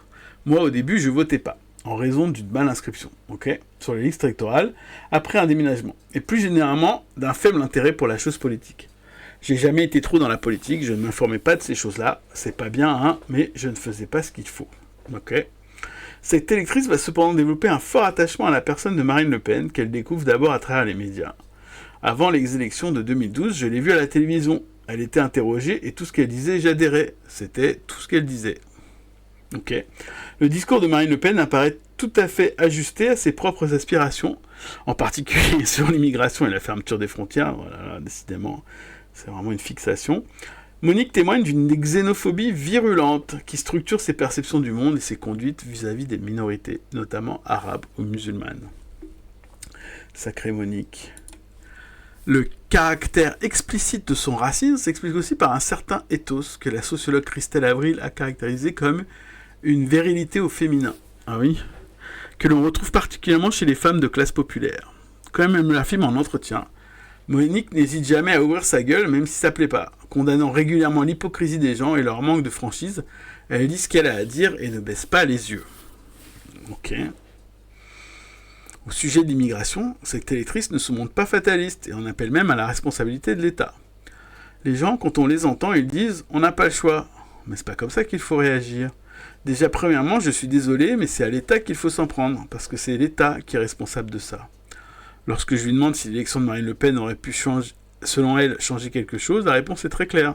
Eh bien déjà, si elle avait fait ce qu'elle a dit, fermer les frontières de suite, elle l'aurait fait. Qu'elle les expulse aussi. Donc rappelez-vous ce que ça donne, on en a le cas notamment avec Trump. Le discours de Marine Le Pen vient activer par voie médiatique des dispositions xénophobes latentes, lesquelles vont être nourries et renforcées par l'espoir d'un changement de l'ordre social, et notamment racial existant. Ok, pour Monique, Marine Le Pen, contrairement aux autres politiques, tient un langage de vérité et de réalisme. Ce qu'elle dit, c'est la vérité. Donc c'est exactement, vraiment c'est pareil que les gens qui votent pour Trump. C'est ouf, hein. Cette constance dans l'Europe occidentale du fascisme. Elle la trouve très claire et admire sa capacité à bien parler. Ouais, ils disent aussi ça de Le Pen à la télévision et dans les débats. Pourtant, bon, ok. À propos du débat présidentiel de 2017 entre Emmanuel Macron et Marine Le Pen, où la performance de ces dernières a été si abondamment commentée négativement dans les médias, cette électrice insiste au contraire sur le fait que sa candidate a bien présenté ses bonnes idées et avait raison de ce qu'elle disait. C'est dans ce débat-là où elle disait « ils sont partout, dans les campagnes ». Je ne sais pas si vous vous souvenez, ce débat il était lunaire. Parce qu'elle attaquait Emmanuel Macron, mais dans ses attaques, il y avait ses réponses. Et moi j'ai compris ses réponses. Monique comprend Marine Le Pen, et par conséquent le sentiment que Marine Le Pen la comprend. Par l'espoir qu'elle suscite, la candidate assure à cette électrice des prises sur le monde social et politique qui l'entoure. Même si l'ensemble du programme du RN lui reste peu connu, ouais, ça aussi c'est un classique, l'attachement personnalisé qu'elle éprouve pour la figure, les paroles et les idées de Marine viennent légitimer cette option électorale dans son ensemble. Elle n'avait pas détaillé son programme, mais je savais déjà que je la soutiendrais. C'est fou, hein? Parce que moi je savais qu'elle avait de bonnes idées. Même si je n'avais pas... Elle n'a pas fini sa phrase, mais parce que le peu que j'avais lu, déjà, ça m'avait suffi. Et même, je l'aurais pas lu, quand bien même j'aurais voté pour elle, parce que elle, ça fait quand même des années qu'on entend parler, et donc on savait très bien ce qu'elle allait faire. Pour moi, il n'y avait qu'elle qui pouvait faire quelque chose, qu'elle, c'est vraiment juste.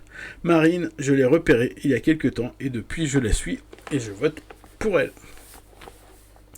Selon un mécanisme bien connu de la science politique, et qui n'est pas réservé loin de là aux seuls électorats de l'extrême droite, l'identification à un parti connu et reconnu ici par sa présidente vient servir de filtre perceptif permettant d'orienter et d'économiser les consommations et pratiques politiques. Donc ça crée un raccourci en fait, d'avoir des gens qui disent toujours à peu près qu'ils sont identifiés et connus. C'est une bonne des raisons pour lesquelles Mélenchon ça marche aussi bien, parce que ça marche aussi très bien du côté de la gauche, ce mécanisme-là.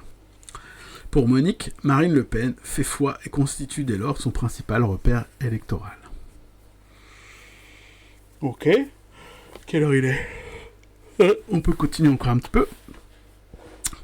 Ok, donc bon, ça commence à être bien précis et assez clair sur la dynamique de vote lui-même là-dessus.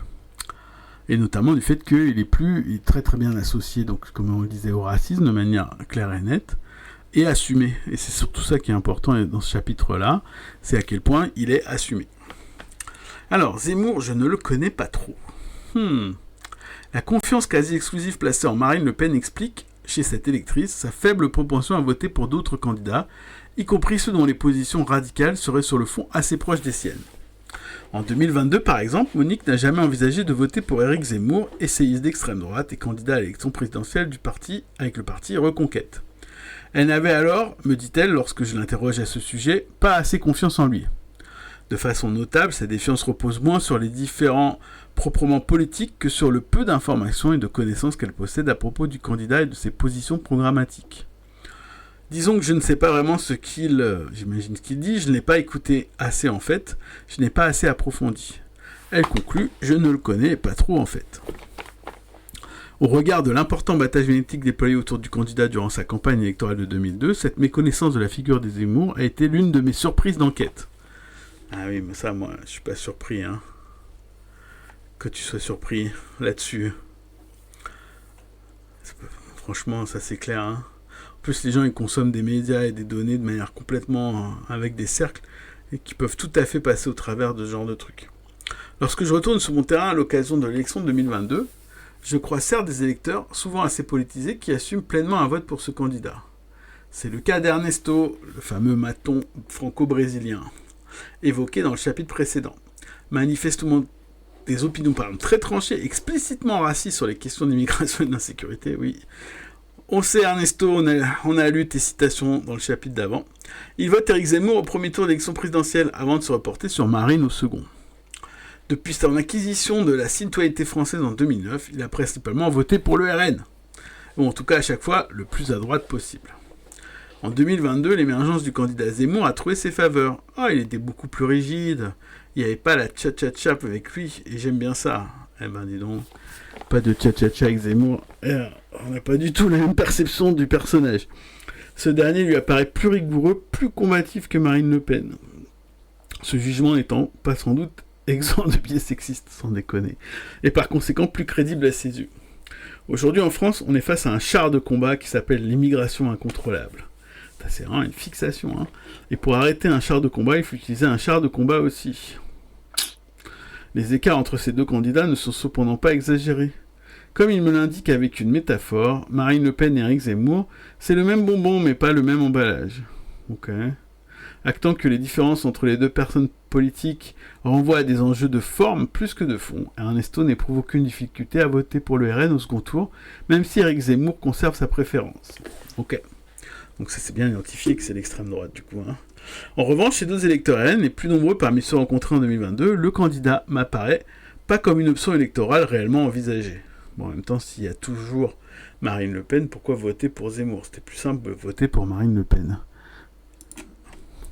Je recueille parfois des avis franchement négatifs sur sa personne. Par exemple, sur sa manière de parler qui n'inspire pas confiance, voire qui, comme j'ai pu l'entendre, hérisse le poil, ou fait zapper lorsqu'il passe à la télévision. La nouveauté de la candidature d'Éric Zemmour éveille également une certaine suspicion. Fabrice, le fameux employé municipal, l'estime arriviste comme les autres, et le compare même à Emmanuel Macron dans sa tentative de prendre rapidement le pouvoir. Ok. Mais ce qui domine avant tout est une forme d'indifférence teintée de méconnaissance vis-à-vis du personnage et de son projet politique. Beaucoup m'avouent, à l'instar de Monique évoquée plus haut, de ne pas avoir trop regardé ce que proposait le candidat, en particulier chez les électeurs de milieux populaires et ou peu politisés. La figure d'Éric Zemmour apparaît lointaine, vague et donc peu prise en compte au moment des décisions électorales. Bah oui, en même temps il vient juste d'arriver, c'était normal que malgré le battage médiatique, t'as pas un ancrage profond quand même, ça paraît logique. La surattention médiatique dont sa candidature a bénéficié pendant la campagne électorale de 2022 contraste ainsi de façon saisissante avec le relatif désintérêt que j'ai pu observer sur mon terrain et qui se retrouve dans les faibles scores finalement obtenus par l'essayiste par rapport à ceux de sa concurrente Marine Le Pen. Oui, on a vu d'ailleurs que c'était quand même régulièrement plutôt les bourgeois de droite qui votaient pour Zemmour. Il a fait ses plus hauts scores dans l'Ouest parisien et pas vraiment les gens traditionnellement qui votaient RN. Alors, la première remarque que l'on peut faire à ce sujet est que la candidature d'Éric Zemmour a tiré principalement, comme le montrent différentes enquêtes, les fractions les plus politisées et souvent les plus aisées de l'électorat d'extrême droite. Ok, bon bah c'est exactement ce que je disais. La seconde est que pour toucher politiquement des électeurs moins intéressés au quotidien par le jeu politique institutionnel, la nouveauté n'est pas forcément un avantage. Ouais, ça, je suis assez convaincu. Au contraire, être une figure connue et reconnue depuis longtemps dans l'espace public, donc ça renvoie au raccourci dont on parlait tout à l'heure, peut être profitable dans la lutte électorale. Comme j'ai pu m'en rendre compte au cours de l'enquête, la candidate du RN a pour elle l'avantage d'être familière aux électeurs, ce qui n'est pas le cas loin de là d'Éric Zemmour.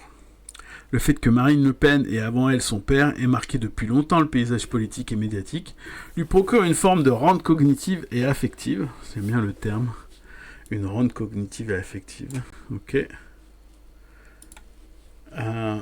On la connaît, on l'identifie, on s'en souvient. Si cette marque Le Pen fonctionne comme repoussoir pour des parts encore importantes de l'électorat, elle permet symétriquement de consolider la confiance des électeurs qui penchent vers l'extrême droite, mais sont potentiellement tentés par l'abstention. De ce point de vue, la longévité politique paie par empreinte qu'elle permet de laisser dans la mémoire électorale des citoyens, notamment chez ceux pour qui, et ce sont les plus nombreux, la politique n'est pas un enjeu central dans leur existence. D'accord. Cette longévité permet également la construction au long cours d'une image sociale et politique capable d'imprégner durablement les représentations. Oui, Éric Zemmour fit figurant peut-être tout un ensemble de caractéristiques élitaires, évoluant dans des milieux bourgeois et littéraires, habitués à l'art de la parole sur les plateaux télé, n'est pas parvenu à incarner ce peuple qu'il prétendait représenter. Ouais, bon, ça... Par comparaison, on ne peut que constater que l'une des grandes victoires symboliques de Marine Le Pen, pourtant ancienne avocate et appartenant elle aussi à la bourgeoisie, est d'être parvenue à incarner sur le temps long une proximité avec les groupes populaires. Ouais, ça c'est fou aussi. Ok, on peut encore avancer sur ce truc, je sais plus combien il reste, parce que je crois qu'il reste encore, attends, je vais juste vérifier combien il reste. On a fini ce chapitre et on arrive à la conclusion. Bon, on va finir ce chapitre. Et la conclusion, ce sera la dernière partie. Ok, donc bon, on commence à avoir une idée précise maintenant, hein, c'est pas mal du tout comme analyse, parce qu'elle se concentre pas évidemment uniquement sur le sud-est, mais ça vient enrichir les expériences là-dessus. Notamment, donc, l'ancrage profond du vote RN, il est aussi par sa longévité. Je sais pas si vous vous souvenez, dans la fin des années 90, au moment de la scission avec son ancien bras droit, Bruno Maigret, il avait créé un parti, le MNR, qui était un truc entre la droite et le RN, le FN. Et tout le monde disait, là, notamment à gauche, c'est encore plus dangereux, parce que ça brouille les trucs entre la droite et le RN. Et je me rappelle que nous, on disait non, les gens ils vont rester fidèles à l'original et pas à la copie. Et c'était un vote marqué à l'extrême droite. Et effectivement, le MNR a disparu complètement. Et en 2002, Le Pen était au second tour de l'élection présidentielle. Donc on est clairement sur une dynamique d'ancrage, de reconnaissance, de raccourci et d'identification à des trucs simples. En l'occurrence ici, l'immigration, qui est très très bien résumée par pour quelle raison on ne connaît pas le programme du RN, mais on sait que la seule chose, il ne changera pas le capitalisme, il mènera très peu la vie meilleure, mais en tout cas, il fermera les frontières. Il ou elle fermera les frontières. Donc on est vraiment sur ce type de dynamique-là. Ok, acquiescer à l'extrême droite. Enfin, la présence longue de Marine Le Pen et de son parti au sein du paysage politique peut avoir, par effet d'habitude, estompé l'image de radicalité souvent prêtée à cette formation. Ouais, il y a ça aussi, mais ça s'appelle la normalisation. En premier lieu, il est à noter que beaucoup de mes interlocuteurs n'envisagent pas l'arrivée des Le Pen au pouvoir comme une véritable rupture avec l'ordre politique existant. En particulier, la croyance selon laquelle le programme le péniste, ou du moins ce qu'on connaît ou pense en connaître, ne pourra pas être entièrement appliqué, même après la victoire du RN à la présidentielle, semble assez diffusée. Ok, donc ils savent très bien qu'en fait, tout ce qu'on en connaît ne sera pas réellement appliqué. Il est en effet régulièrement anticipé que le NRN ne pourra de toute façon pas faire grand-chose une fois au pouvoir, soit en raison de l'impuissance des politiques de manière générale, soit du fait des contre-pouvoirs supposés puissants dans le contexte français. Je ne veux pas savoir ce que c'est. Comme le prédit Clément, jeune électeur RN de 25 ans, de toute façon, elle fera un truc, c'est bon, tout le monde va se foutre en grève, tout le monde va foutre la merde, tous les députés vont bloquer, et puis en fait, ils feront rien. Ah oui, quand même, il anticipe quand même qu'il y a des réactions. Putain. Si au moins, nous, on pensait ça dans notre camp, que si jamais RN gagne, tout le monde va se foutre en grève, bah c'est pas gagné, hein. Mieux pas leur dire.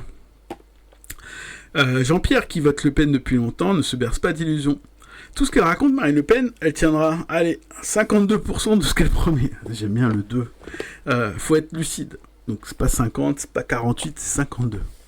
Didier, agent de maîtrise dans une grande entreprise publique, anticipant les politiques migratoires que le RN pourrait ou non mettre en œuvre une fois à la tête de l'État. Qu'est-ce qu'elle pourrait faire ? Elle va mettre des murs comme Trump ? Oui, mais ça, elle pourra rien faire. Les gens qui viennent parce que la France, c'est l'Eldorado, elle pourra pas les empêcher de venir. Et puis elle devra gérer avec l'Union européenne. Donc non. L'anticipation d'une telle faiblesse politique permet alors de dédramatiser la possible victoire de Marine Le Pen à l'élection présidentielle, à la fois vis-à-vis des autres et à la fois vis-à-vis de soi. Ok, oui. Donc c'est une tactique pour pas être trop diabolisé.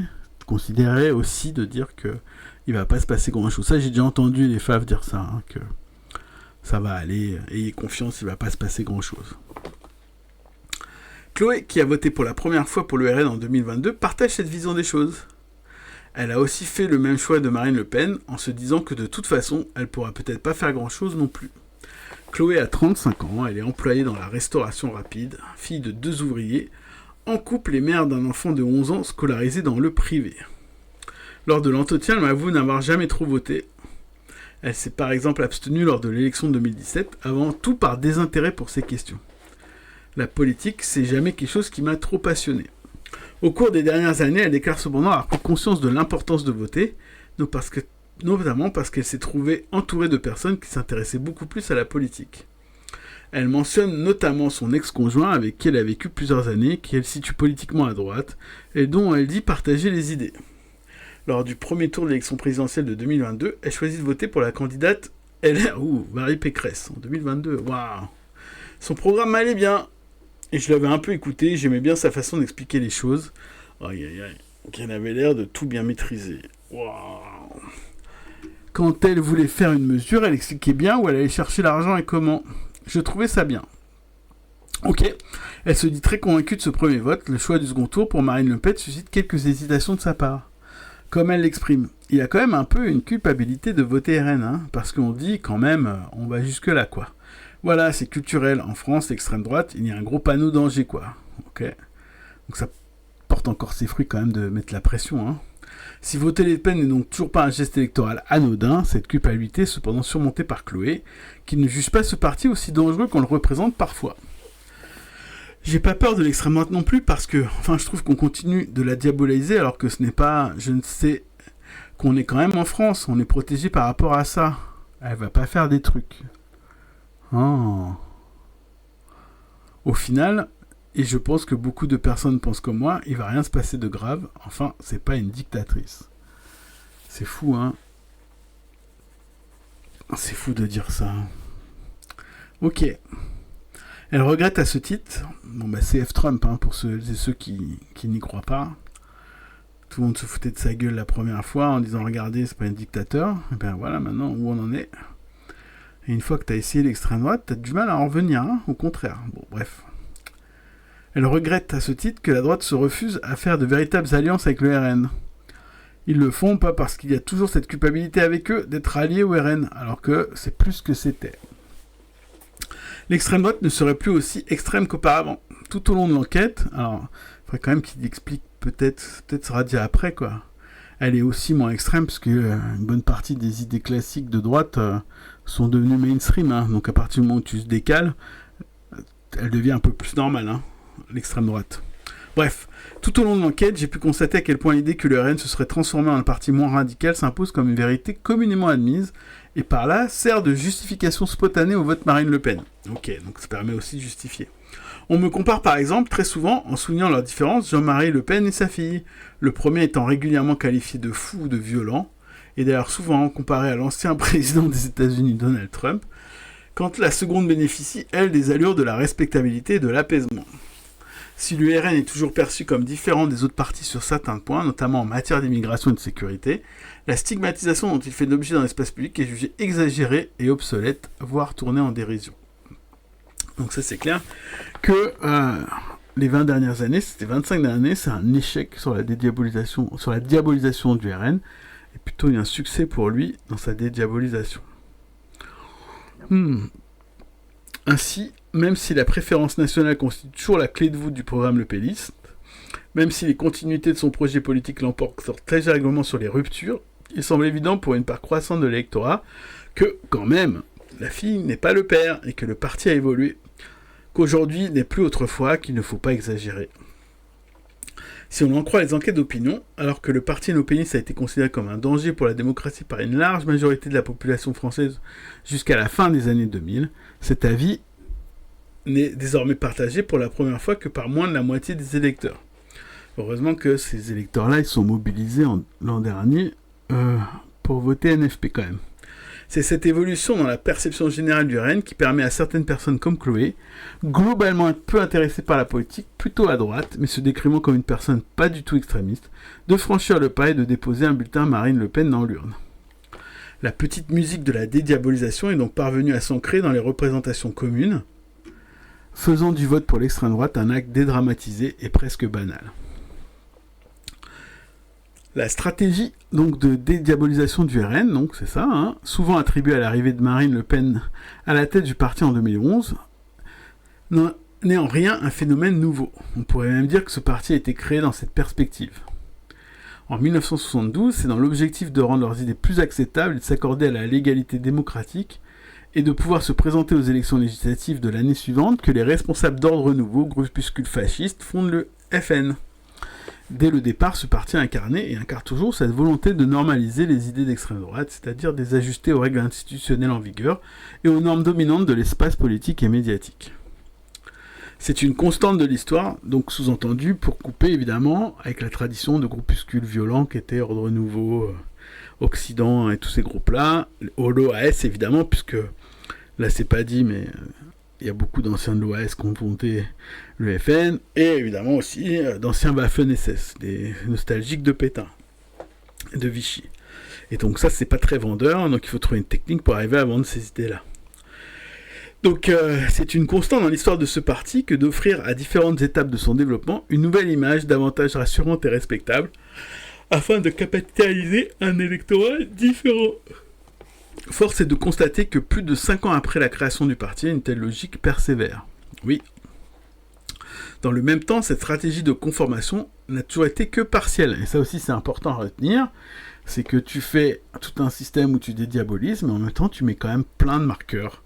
Raciaux, antisémites, racistes, islamophobes, etc. à intervalles réguliers pour quand même solidifier ton électorat et tes militants. Donc, puisque le parti n'a cessé avec régularité des marqueurs de, exactement ce que je dis, de radicalité afin de conserver son image de parti protestataire et anti-système. Un autre invariant de son histoire est en effet d'avoir toujours suivi une stratégie d'autonomie partisane et de maintien de ses fondamentaux politiques et idéologiques. Et ça c'est important. Je rappelais l'épisode avec le MNR et les alliances avec la droite et Maigret. C'est une orga qui a disparu, parce que c'est parti au moment où tu ne restes pas dans la droite, soit tu la fais, soit tu la fais pas, mais si tu veux avoir un truc de radicalité, il faut le faire de manière autonome. Donc c'est vraiment la création d'un parti autonome, raciste, d'extrême droite, et de le maintenir cette autonomie qui est à l'origine de l'efficacité du RN. Voilà, donc c'est à cette condition qu'il a pu entretenir son atypicité, je ne savais pas que ce mot existait, garante de son existence politique et de sa singularité au sein de la compétition électorale. Ce faisant, il est parvenu à maintenir une distance vis-à-vis des autres partis politiques, lesquels suscitent une défiance qui ne cède de croire au sein du corps électoral français. Le parti lepéniste, comme ailleurs, d'ailleurs beaucoup d'autres partis européens d'extrême droite, a donc toujours joué de ce couplage entre normalisation et radicalité, combinant marqueurs de respectabilité et démarcation médiatique et politique, intégration au système et positionnement oppositionnel en son sein. Clairement, la dynamique du RN comme j'expliquais tout à l'heure. Cette hybridation se retrouve sous diverses formes sur mon terrain. Premièrement, les opinions exprimées par les personnes rencontrées apparaissent paradoxalement à la fois protestataires et normalisées, au sens où l'on renvoie à des crispations et des revendications faisant consensus au sein des groupes sociaux dans lesquels ces électeurs évoluent. Un accord minimal existe dans leur sociabilité ordinaire sur ce qui ne va pas, sur ce qui ne saurait durer, sur les problèmes qu'il faudrait régler. Le racisme occupe ici une place fondamentale, mais il se double d'une défiance envers certaines fractions des classes dominantes, et plus encore vers les politiques, tout particulièrement ceux ayant déjà eu une expérience de gouvernement. Les différents acquiescements ordinaires à l'extrême droite observés durant la recherche se réalisent sur fond de cette aversion sociale et politique vis-à-vis des élites gouvernantes. Les identifications politiques positives et négatives de ces électeurs convergent ici pour augmenter le stock de justifications disponibles à l'appui du vote RN, en faisant diminuer en coût symbolique et en augmentant sa légitimité locale. Deuxièmement, ce double visage du RN lui permet d'attirer différents profils d'électeurs. On sait qu'il n'existe pas un vote RN, mais toute une gamme de rapports à cette option électorale, chargée plus ou moins de scepticisme, de conviction et d'enthousiasme. Mais la force du RN réside justement dans sa capacité à tenir l'ensemble des diverses manières de pencher vers l'extrême droite. Tout à la fois protestataire et normalisé, le parti de Le Pen parvient, pour le dire ainsi, à ratisser large. Comme ma recherche en témoigne, d'un côté il conserve un aspect suffisamment sulfureux pour continuer à capter le désir de radicalité politique qui anime beaucoup d'électeurs, de l'autre il bénéficie désormais d'une aura de normalisation qui produit des effets sur les électeurs initialement moins disposés à voter pour le RN, en les autorisant à se ranger le temps d'une élection à cette préférence électorale. Encore une fois, c'est logique qu'à partir du moment où tu fais un tiers des voix, tu commences vraiment à élargir largement le spectre de personnes qui votent pour toi quand même. Ce parti, parvenu à un stade avancé de dédiabolisation, sans pour autant perdre son monopole sur l'extrême droite française, semble avoir gagné sur tous les tableaux, le lepénisme s'étend en tache d'huile en agrégeant progressivement de nouveaux soutiens, sans que son centre s'en voie amenuiser.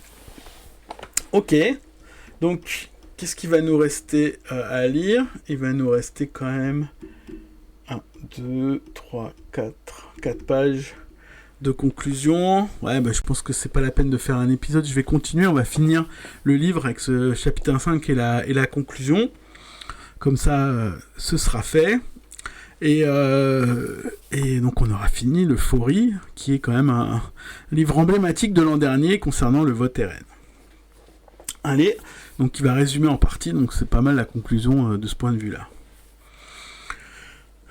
Au cours de cette recherche sur le vote RN, j'ai tâché de me conformer à une règle et à la fois analytique et déontologique, celle de toujours prendre au sérieux la parole des personnes que j'interrogeais.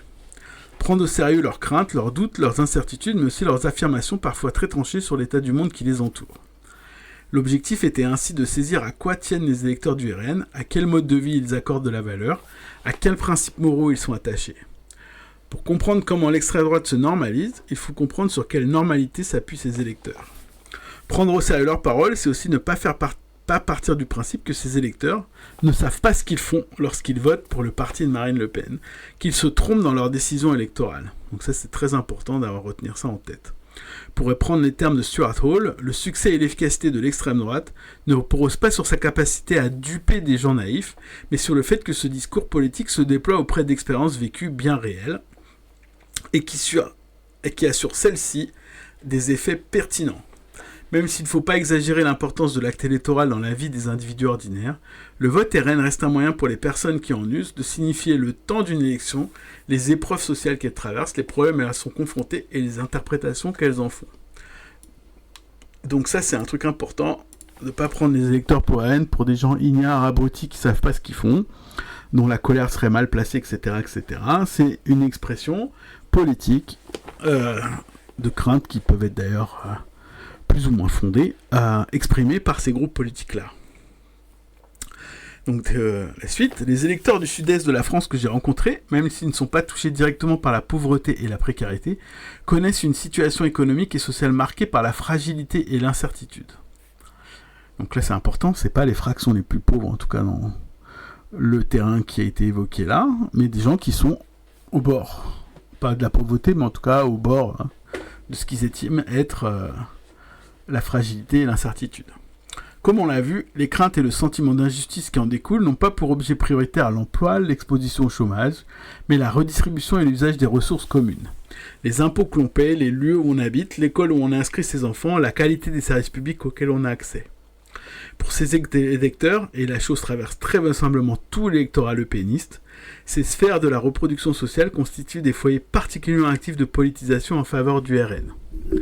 Tout en ayant la sensation de donner beaucoup, sans avoir droit à rien en échange.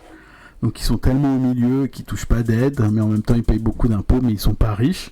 On a toujours ce discours-là qui apparaît, et on disait tout à l'heure, c'est un lien avec ce que disait par exemple Fer sur la haine d'en bas et la haine d'en haut, ces gens qui s'estiment au milieu. C'est aussi d'ailleurs la base sociale du fascisme, de manière générale.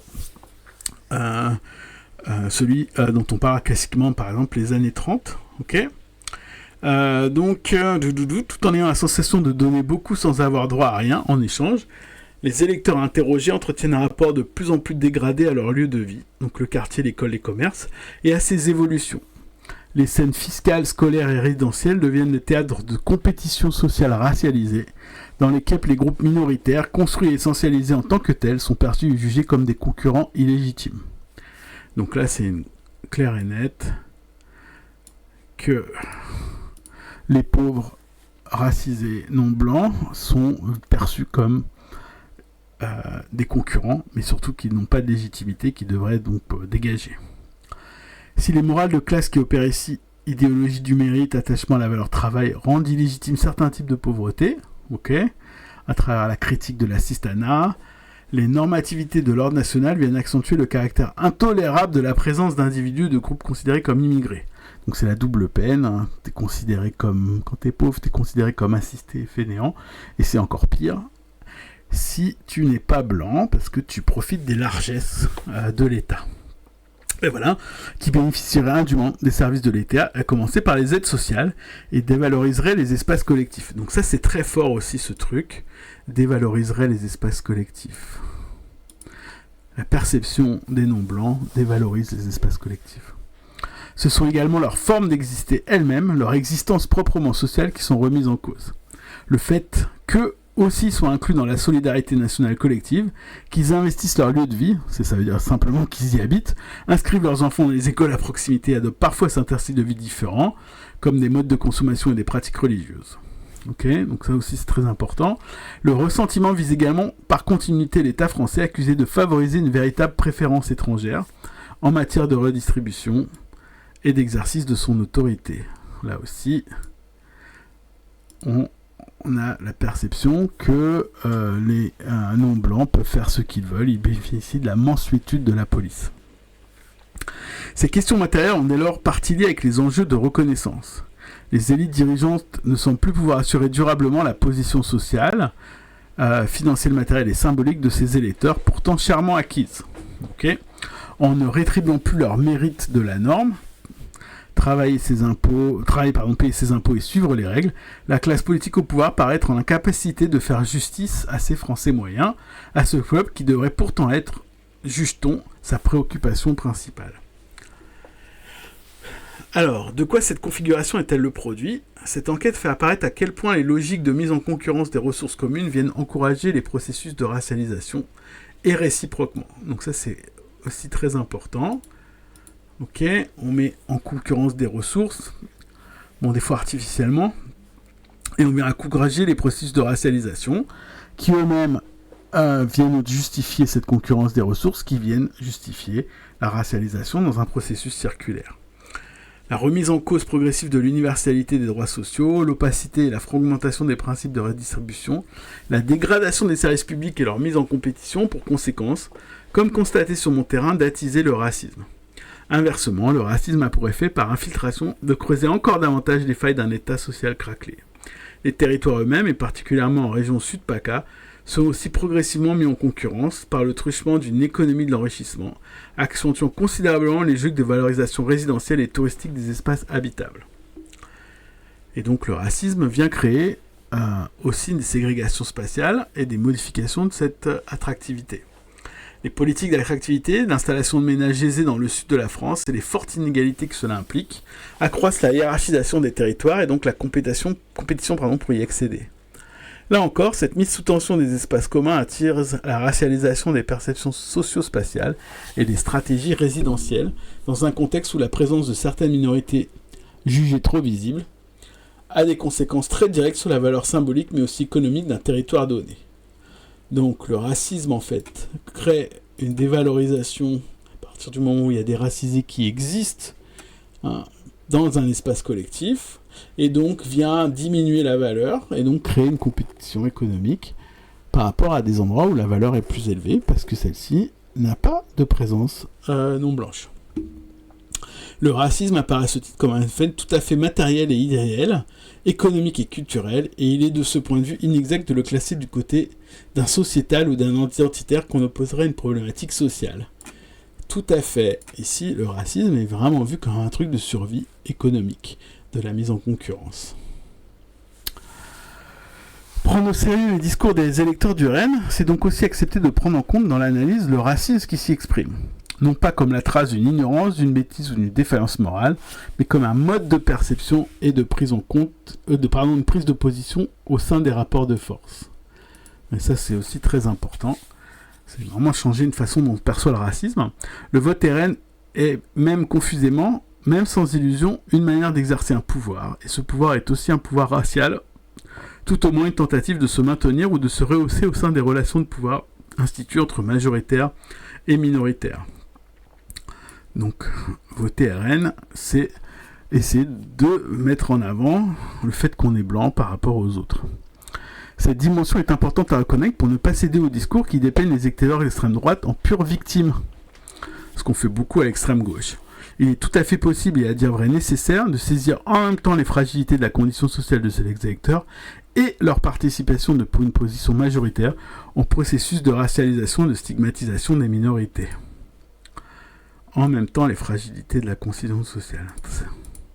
Tout en connaissant les difficultés sociales et certaines formes de relégation, les électeurs du RAID continuent aussi de se situer dans leur écrasante majorité du bon côté des inégalités ethno-raciales, encore à l'œuvre dans la France contemporaine, et comptent bien y rester, ça aussi c'est important, en participant à leur échelle à la reconduction de frontières, des frontières raciales et à leur justification. Ok. Pour ces électeurs, cette micro-politique de la race ainsi déployée semble néanmoins frappée par la frustration et par l'impuissance. Les chapitres qui composent ce livre en témoignent. Les individus interrogés n'ont plus souvent pas les positions ni les ressources sociales suffisantes pour pousser les processus de minorisation et de ségrégation pleinement à leur avantage. Voilà, et ça aussi c'est un peu central. C'est des gens qui voudraient s'échapper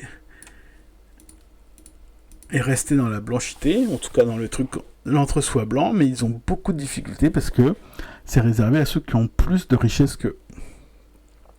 Et donc le vote RN, c'est en fait ce vote de rapprochement, d'être beaucoup trop près des personnes non blanches, à leur goût, qui fait qu'il y a ce vote RN.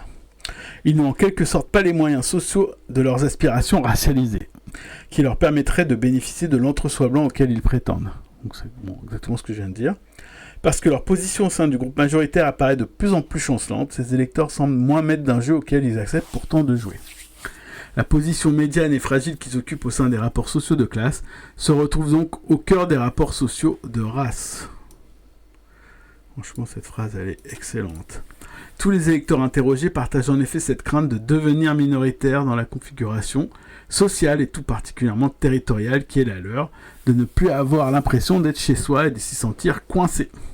Ce sentiment de dépossession est conforté au quotidien par les présences et l'existence non blanches. Et c'est fou, hein, parce qu'en fait, sans le racisme, ce truc-là n'existerait pas. Hein. Donc on crée en fait l'idéologie raciste, crée une structuration de la société qui vient nourrir le racisme et s'auto-entretenir. Donc c'est pas juste vraiment des idées qui viennent de l'extérieur, quoi, le racisme. En particulier celle des minorités désignées comme musulmanes, dont les manifestations religieuses sont interprétées comme s'imposant dans le mode de vie français. Ce rapport intranquille, j'aime bien le terme, à sa position majoritaire vient dénaturaliser cette dernière et ainsi la politiser. Ok. Donc lui, ce qu'il dit, c'est que le point de départ, c'est quand même le racisme. Parce qu'elle semble menacée, sa défense devient soudain nécessaire. Et parce qu'en bénéficier est considéré comme normal et légitime, ouais, effectivement, cette défense apparaît juste de bon sens et de bon droit. Ce qui donne au vote RN cet aspect si particulier, tout à la fois protestateur et conservateur. Les électeurs interrogés se placent du côté de la norme, tout en voyant celle-ci remise en cause au quotidien. Ce n'est pas normal, étant probablement l'expression la plus entendue au cours de ma recherche, et sont par là d'autant plus disposés à en revendiquer activement la préservation. C'est lorsque l'hégémonie se fragilise, ou qu'on s'imagine qu'elle est fragilisée, bah oui, ok, qu'elle transforme en réaction. Donc le passage, en fait, à l'acte du vote. L'inclination de ces électeurs vers l'extrême droite se traduit un désir de remise en ordre, cet attachement acquis à l'existence sociale et morale par lesquelles ils se définissent. Situés au seuil d'un ordre social et racial dont ils estiment et espèrent encore tirer avantage, ils s'en font les premiers gardiens. Ouais, les premiers gardiens de l'ordre racial, hein, c'est assez bien dit. Déni et lucidité. La sociologie arrive toujours après la bataille. Ce n'est, je crois, ni en son pouvoir, ni d'ailleurs son rôle, que de déterminer les issues politiques qu'une société entend se donner. S'il existe cependant une raison d'être politique aux sciences sociales, c'est peut-être celle de faire œuvre de lucidité, de donner à voir sans ciller certaines réalités politiques, y compris les plus déplaisantes. Pour une bonne partie de la gauche, mais aussi des sciences sociales, la dimension raciale du vote FN qui vient d'être évoquée fait sans doute partie de ces réalités qu'on ne saurait voir. Tu m'étonnes. C'est fou d'ailleurs le déni. On imagine parfois cantonné à certains territoires particuliers, concentrés dans le sud de la France, quand dans le nord, en serait exempt. Distinction qu'aucune étude pourtant ne permet d'attester, évidemment.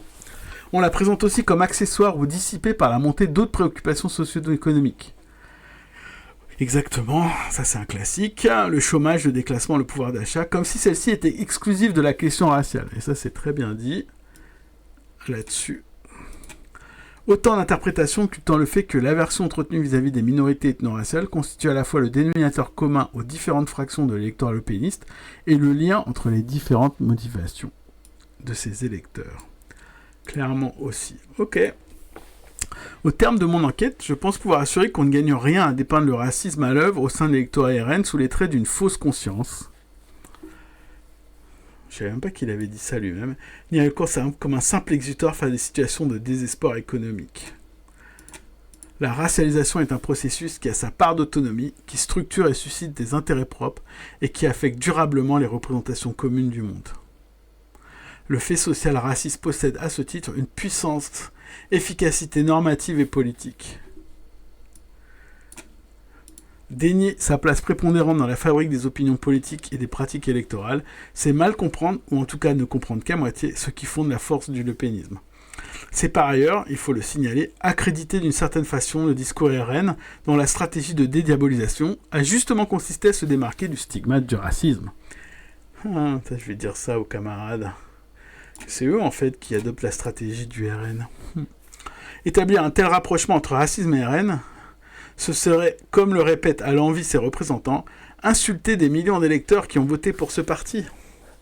Par conséquent, choisir de ne pas en parler et de regarder ailleurs n'est pas un choix plus neutre qu'un autre, puisqu'il reconduit, qu'on le veuille ou non, le discours des représentants de l'extrême droite. Ouais, clairement. Ainsi d'ailleurs que celui d'un nombre croissant d'éditorialistes ou d'essayistes qui préfèrent mettre en avant la dimension populaire du RN plutôt que sa dimension racialisée. Tu m'étonnes aussi.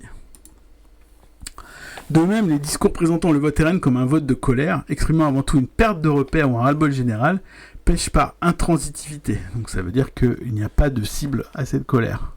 Pour lui, ça c'est un problème. La protestation, assurément exprimée à travers le vote Le Pen, n'est pas aveugle, elle ne se traduit pas électoralement au hasard. Elle correspond au contraire à des désirs sociaux et politiques spécifiques, des antagonismes concrets, des hostilités orientées, et notamment orientées racialement. Ils sont en colère, certes, mais c'est une colère qui est dirigée. De ce point de vue, l'appel d'une partie de la gauche aux fâchés pas fachos,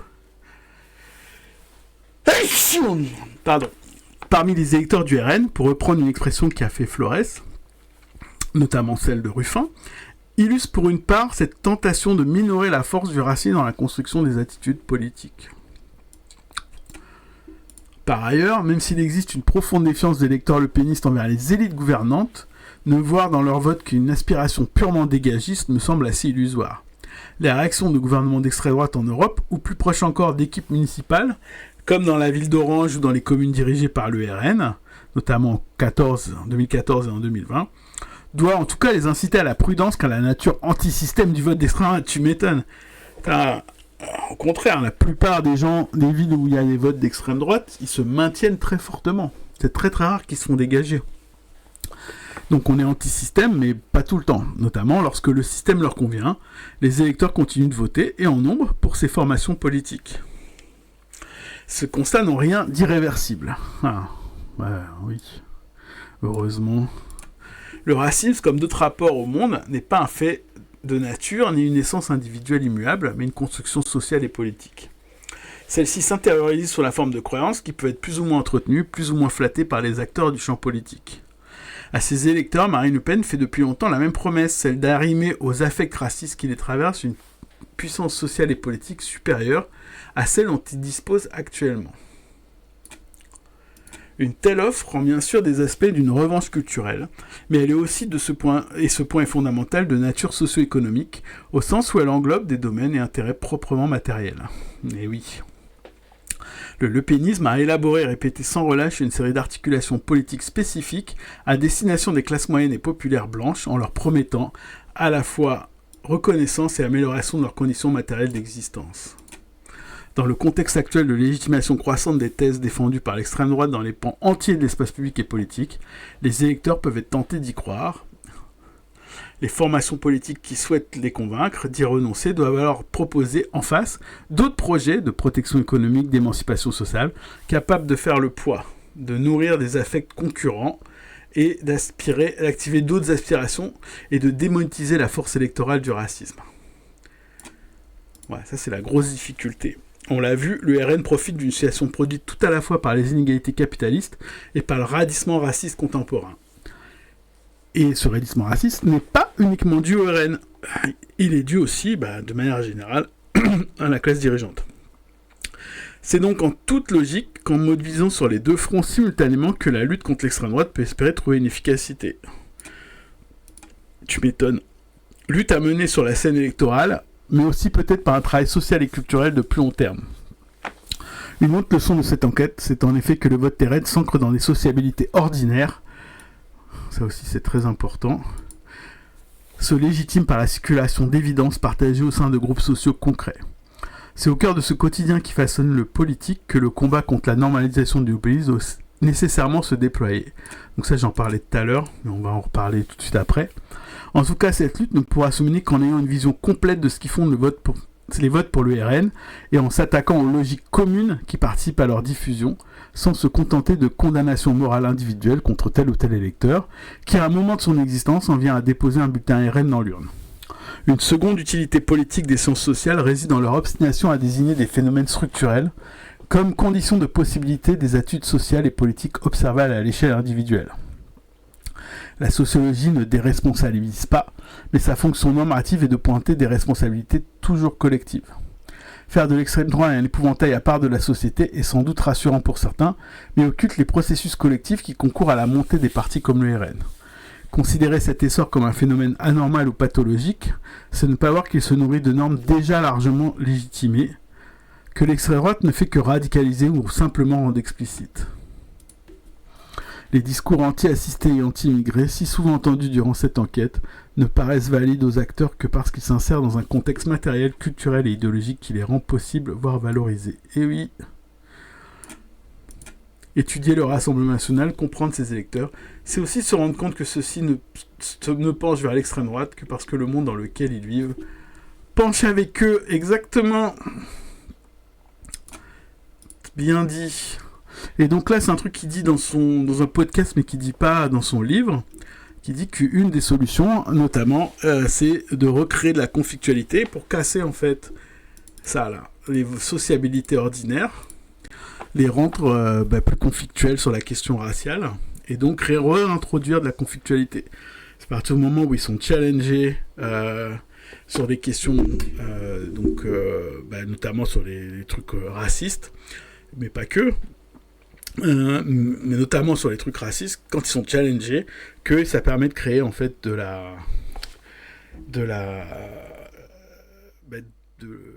points d'accroche pour commencer à miner le vote RN. Je pense pas qu'on va convaincre des gens de pas voter RN en faisant ce travail-là, mais on va miner sa légitimité. En tout cas, on va lui faire comprendre qu'il y a un antagonisme en face. Ça peut donner confiance à d'autres personnes qui d'habitude soit s'abstiennent, soit disent rien. Et ça peut miner la confiance, notamment des moins convaincus, et commencer aussi à challenger les plus convaincus parmi les FAF. Voilà pour le Félicien Fauré des électeurs ordinaires et pour cette série. Donc je vous invite à lire et vous pouvez donc suivre tout ça sur la chaîne YouTube si vous n'avez pas suivi. Je vais essayer de profiter j'essaie de prendre du temps pour mettre des marques au chapitre, comme ça on pourra suivre. Super intéressant, merci beaucoup. Merci la traileuse, merci à toi. Et bienvenue sur le chat, First Time Chat. Bienvenue à toi et merci pour le follow. Et donc, du coup, je vais essayer de mettre des chapitres pour qu'on puisse retrouver, si jamais vous voulez le lire. Mais je vous invite à le lire par vous-même. C'est une lecture très intéressante là-dessus. Voilà, il est un peu tard, à 23h22, j'ai fait beaucoup plus long que d'habitude. Donc, merci à toutes les personnes. Alors, exis corporel, manière d'être. Pour info, merci. Je connaissais pas, tu vois. Donc, exis corporel. Vous pouvez pas dire manière d'être, tu sais, ces sociologues, ils utilisent sur des tonnes de mots un peu chelous, quoi. J'imagine c'est pour se la péter. Ah, ok, t'es allé chercher pendant qu'on regardait. Ouais, c'est plus facile. Ok, bah merci en tout cas pour l'info. Ok, et donc, bonne soirée à toutes et toutes. Jeudi à 21h30, Le Prophète et le Prolétariat, c'est aussi la fin. Donc la semaine prochaine, c'est toute une nouvelle série qui commence. Donc un autre livre la semaine prochaine. Mardi, comme je dis, mardi c'est les nazis. Donc tout ça sur le racisme et sur le fascisme. Et le jeudi c'est Trotsky. Donc on verra aussi d'autres choses du trotskisme la semaine prochaine. Et stream vendredi soir et samedi aussi sûrement de jeux vidéo.